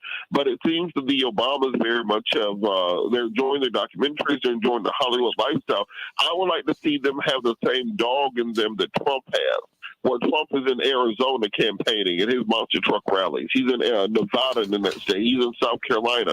He gets around because he wants to make sure he controls that party. Wait, stop. Stay right there. Put a pin in that, because I want you to show you how right you are. The thing is, when Reverend ran for president, he exhausted everybody. But he didn't surprise anyone who worked for him, because he worked like that all the time. He didn't need the Secret Service. You had black police officers all around the country who were going to protect him because they always felt that he was under threat. That's whether he was running for president or not. That having been said, he walked out of the San Francisco Convention in '84 running so hard, and he didn't stop after November. And that's why the Democrats were able to recapture the Senate at the height of Reaganism. Right. That lets you know, and you were there. You were on staff, Dr. Bob Starks. You saw them do it. They just kept running, and I'm like, I'm with you. No, I don't want you to stop, Robert. I just wanted you to know, in the not too distant past, we saw that happen. So, I don't understand how you have the most popular people in the party who are not running. And the thing is, it's not that we don't see that now we're a month out from the election. Trump has been doing these rallies every single week since the day that he got out of office. If he's not getting raided by the FBI or doing a deposition, he is somewhere campaigning for his folks. That's how you got Herschel Walker in there without any qualifications. It wasn't the Georgia Republican Party that wanted it in there. They wanted Calvin King. But Herschel Walker was the Trump candidate, and Trump brought the money. He brought the attention. He campaigned for it. Now, Trump doesn't just campaign for the Senate candidate. He doesn't just campaign for the gubernatorial candidate. When he has these monster truck at rallies, he brings in county commissioners. He brings in city council people. He brings in all the way down. If you're running for dog catcher in Dalton, Georgia, he's campaigning for you. He calls you out by name, and you can use that in your campaign ads. Well, when you're in North Georgia during the primary, you will see signs that will say Vernon Jones, Trump supported, and they put that on the yard sign. There's no reason Democrats can't do it except for a lack of political will and political savvy to do so. No, call Philip from Pennsylvania. It must be something, because if I get you to call, my sweetie, What's on your mind? You got 2 minutes to say what's on your mind. Because you all have a tight race too. What's up with Fetterman? Hey, good morning. Fetterman should win. Okay. I mean, they got some negative ads up here about going after him on his taxes and stuff. So that's why it's starting to go push a little, get a little closer. But and the church said, "Amen." Enough. Look, look. I just got 3 letters from the IRS myself. There it is. Next. Go on. What? What? Is Fetterman going to win that seat? Yeah, Fetterman should win the seat. Now, as far as why black men aren't voting for Stacy? For Stacy? I mean, the thing that, saying, what have, as Janet Jackson's song once said, what have you done for me lately? Okay, all right. That's a factor. I agree. I'm 60 years old. I've been seeing, understand, minimum wage was $3.15 in 1980. It is $7.25 now, the federal minimum wage. You're talking about in 40 years, it's only went up double. I mean, you're talking about, and what does this affect? The brothers who have to work the temp jobs. The temp labor jobs only pay minimum wage or maybe $1 above minimum wage. And the brothers get abused and misused at those and treated almost like slaves. And they have to work that job plus another job just to try to make ends meet. But then look down, spat on, and say, how can, and never ask, what can we do for you? Or what can we do for you? Or we're going to do this for you. Yeah, okay, so you did something for a little bit on marijuana, but why not open up the smoke shops for the street salesmen? Because that's all they are, salesmen. So why not give them the SBA to open up a legalized smoke shop? That's going to generate money for the business and help out the community.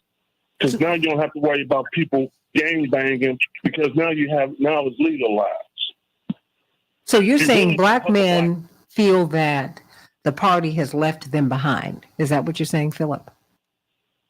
Yes. Oh, I mean, you got one party that gives us lip service, the other one tells us to kick rocks. So that's why I always say we have to have our own party. But you know what? You can't build nothing in. I think that you're right. The problem is most people are not going to move in that direction at this time. And you got 2 horses in this race, and you have to choose which one you're going to be on and then get to the finish line. The thing is, what we have to understand is that, we're fighting the party. We're fighting a corporatist party to get things done. But you have to get in there and fight and push and push and push. And then you have to push these black folks who you put in power in places of influence in the party. And if they don't move for you, you need to move them out the way. And you get someone, I don't care what they look like, who they say that they are, who they believe themselves to be. And if they're going to work for you, you need to work with them. Identity politics has its limits. It has its limits. We have to believe in intersectionality. Stay right there. I've got Rick Smith. He's my brother here on WCPT, Attorney Robert Patillo, Pastor Stephen Thurston, and Dr. Robert Starks. Dr. Starks is going to be with us tonight, Rick Smith. Rick Smith is on WCPT from 8 to 10 every night, every weeknight. He and I open and he closes. WCPT.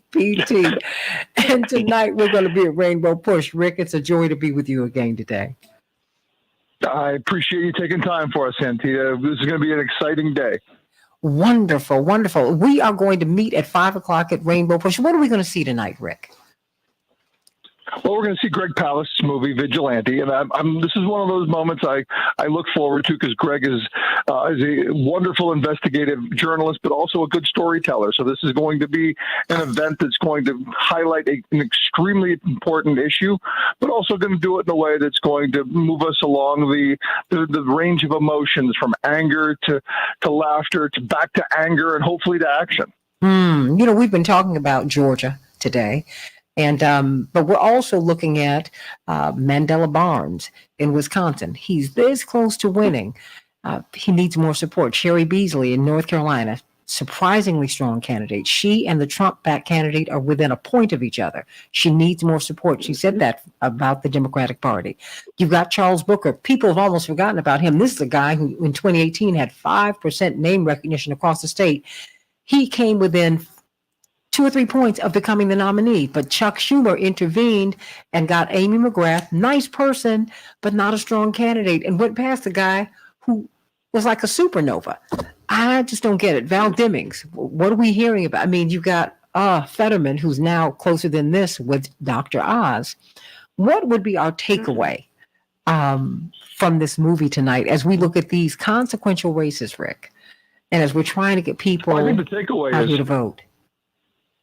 Well, I think the takeaway is the Republicans know that the only way that they can win elections is by stopping people from voting. You see this in election cycle after election cycle, all of the schemes and things that they've done over the years to block people, especially black people, from voting. And you go back to 2000 in Florida, where, they threw people off the voting rolls simply because they were voting while black. And we now know that because of Greg Palast's book, The Best Democracy Money Can Buy. And we saw in 2004 the caging efforts and all the things that went on to stop people from voting, especially people of color and poor people. Republicans know that if poor people and working class people come together and vote in large numbers, they're doomed because their policies are horrible. And as I say all the time, Republicans hate working people, and it shows in the policies that they bring forth. This is one of those moments that, not only are working class issues on the ballot, but democracy itself is on the ballot.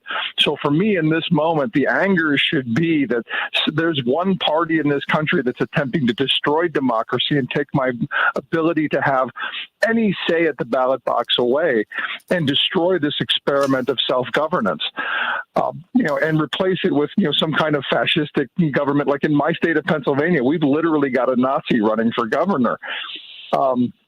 This is one of those moments. This is a which side are you on? And I heard the pastor talking about, meeting another party. I hear it on the labor side as well. We need a labor party. We need this. We need that. Mm-hmm. We need to splinter off. I say what we need to be doing is we need, as a working class, to come together and create a working class party, which was the Democratic Party. We need to take the party back. We need to demand that they fight for working class issues. And how do we do that? We do that by voting. And we need to, and that's a fight. The DLC came into existence, they said in their founding documents, to thwart the efforts of Jesse Jackson and the 2.5 million voters he brought into the party in the 83-84 cycle. That's what they said. So we've always had a fight with them. Who registers? You told, your research shows what about how many people Reverend Jackson is registered, Dr. Starks? We estimate 60,000 people have been registered throughout the South and throughout the country. When he ran for president, 6 million? After he ran for president, 6 million people, we estimate.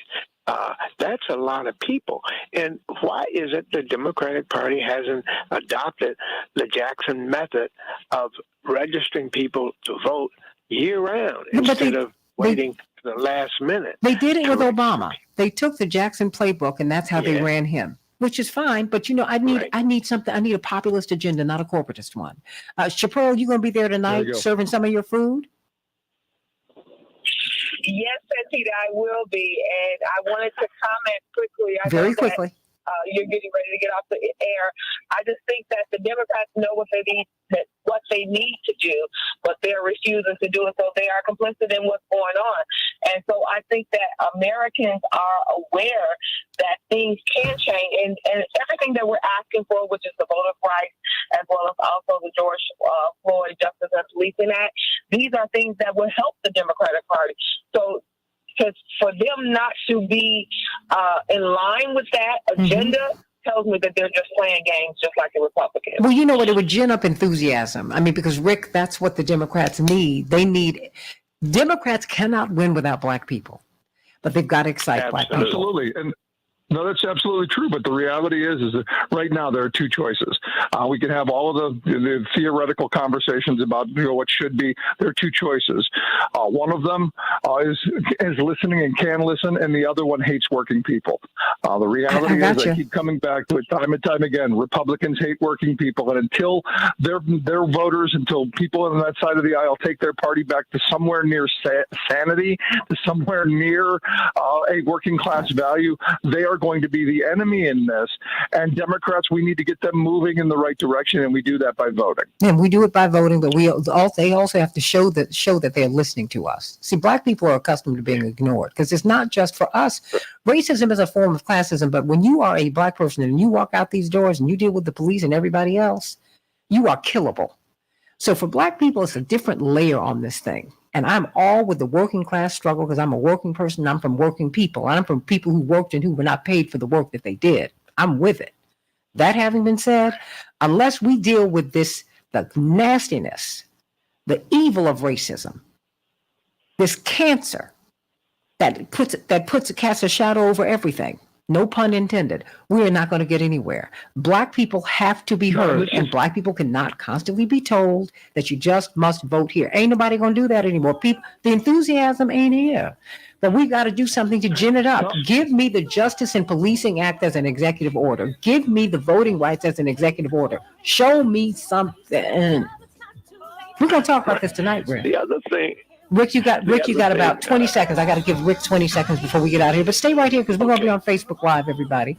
Rick, you're closing me out. This is exactly what we need to come together and heal this divide. The working class can only move forward if we heal this divide and stand together shoulder to shoulder. We can no longer be divided and pitted against each other.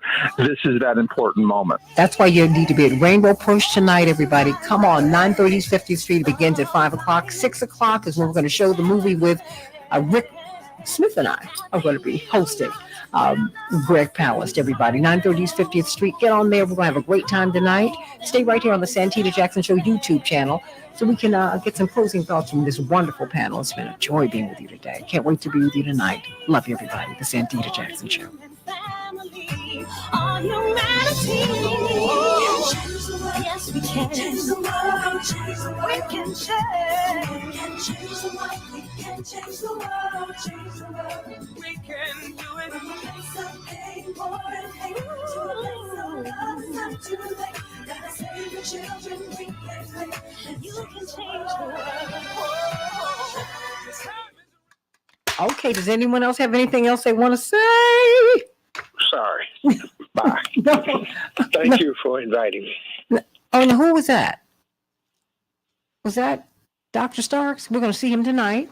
And it is anyone else there? Rick, are you there? Is Pastor Thurston, Robert Patillo, anyone still there? Who's still there? Hi. Who's there? Hello? Yeah, Rick is still there. Rick, do you want to say anything before we go? Before I see you this evening? We're going to have a late night. Kind of. Sort of. Rick? Yeah, I'm looking forward to this. Again, these are the kind of moments that I think are important to heal and to bring people together. I've had some people ask me, why am I doing this event at Rainbow Push? I'm not really the target demographic. And I say, working people are my target demographic. We're all working people. The reality is I was a poor white kid growing up in a predominantly Black housing project.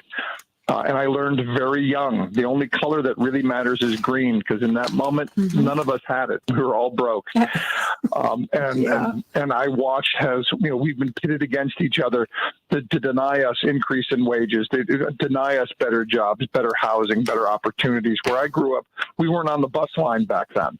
So there was no opportunity to get to where they put the jobs. So people were stuck in poverty. And those are the things that have to change. And I appreciate people being angry with the Democrats, and I'm angry with them as much as anyone. But in this moment, they're really the only ones that are even attempting to listen to what our needs and our concerns are. Because again, I come back to my frame of Republicans hate working people, because look at what they've done. And that's kind of where my mind is in this. And I hope people will come together, and I hope we can learn from our history, especially our labor history of the racial divide being used to pit us against each other, to deny us better wages, hours, and opportunities. And in this moment, you're right. Racism is front and center and has to be healed, and we have to do that within the working class. And I believe we do that in the workplace. This is why unions are so important in this moment, to help heal this divide and help deal with these problems, all of our problems. I go back to the first time I came across the transgender issue. It was 30 years ago in the workplace. We had Ron went away, worked there for years, went away, came back. Ron was Rana, and nobody cared. I don't know why it's what defines our every thought in this day, other than it's something that divides us. And we've got to heal those divides, and we've got to, every time this nonsense comes up, we got to push it aside and say, we believe in life, liberty, pursuit of happiness. We want people to lead their best lives, even if we don't agree with them. This is that kind of moment. Well, I mean, I agree with you. I think, though, that there has to be a more of a sensitivity to racism. I mean, because even the fact that people would say, why would we do this at Rainbow Push? The only person who's really been fighting for you consistently, I mean, I'm not saying you, Rick, but you as a working class person, at the highest level in American politics has been Reverend Jesse Jackson. He should not be dead before you acknowledge that. That is where we come together. Michael Dukakis ran for a cycle. That's it. I'm looking forward to meeting him. I mean, he's been someone I've admired for many years. And again, what we have to appreciate is the work that he did when he was able to do that, and the movement that was created out of it. The hope is that, by looking at this, by talking about that, and by talking about what's being taken away in this moment. We are living through a moment where they're trying to undo all of the progress of the past and return us to the good old days of the 80s and 90s, and not the 1980s and 90s. There you go. This is one of those moments where, as a nation, we've got to decide who we're going to be. Are we going to be a nation that's run by a handful, or are we going to be a nation run by we the people? And this is that moment for me. Well, I think it's the moment for all of us. That's why we have to talk it out. And that's why I'm so glad that you agreed to have this event at Rainbow Push. I've got to go over there in about an hour and a half just to make sure that everything is lined up. And we want to just continue to tell people about it today. Want you to be there. We're going to have a good time. I'm really honored to be sharing this time and space with you, Rick Smith. And I hope everyone listens to your show in greater and greater numbers from 8 to 10 every night, every weeknight here on WCPT and on AM 950 Radio. He and I are twins. We're on AM 950 Radio together. That's Minneapolis, St. Paul. And I'm so excited about tonight. It's going to be great. And Matt, bless his heart, we're going to be together all day. Matt, of course, is our engineer today, but he's really the boss at the station. And so what he's going to do, he's bringing his screen, which is larger, and we're going to have a good time tonight. We're going to have a good time, and Dr. Bob Starks is going to be with us too. So it's going to be great. And Rick, if you want to invite someone so we can have a nice little panel after we watch the movie, let's do that. Okay. Yeah, absolutely. I'm hoping everyone comes out, and hopefully they're registering. There's a website we have to register at.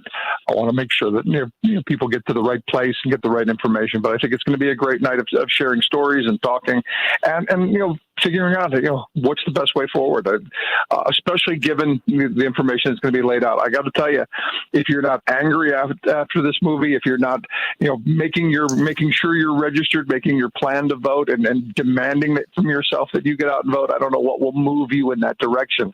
But I'll tell you, it made me even more angry and more militant in my passion for voting. Amen to that. Amen to that. We've had to fight too hard for the right to vote, and we still have to fight to keep it. We do. And yeah, but here's the thing, Santita. I'm the privileged one in this conversation. I was always allowed to vote. White landowning male, over 21. I was supposed to be the only one in this conversation who was supposed to be able to vote. And we've expanded that, and we can't lose that. Because the only way this country goes forward is if everyone has an opportunity to exercise the franchise. Everyone has an opportunity to have a say in how we govern. And that means everyone, not just me. Well, and you have to understand that because I'm not free, you're not free. Because you were not a member of the elect. You were not part of the monarchy. You were not, you were just, we have to be very, very clear. If anyone is vulnerable in a society, then everyone is vulnerable. If anyone is at risk, everyone is at risk. Because the people. Back to the old labor frame, an injury to one being an injury to all. That's the way it is. That's the way it is. So, look, you can be privileged for a minute. Privilege moves around and it moves away from people. It moves in and out of our lives. So, I want you. It's just everybody, really. We are in this together, whether we like it or not. We are one. To see you, Rick. I can't wait to see you.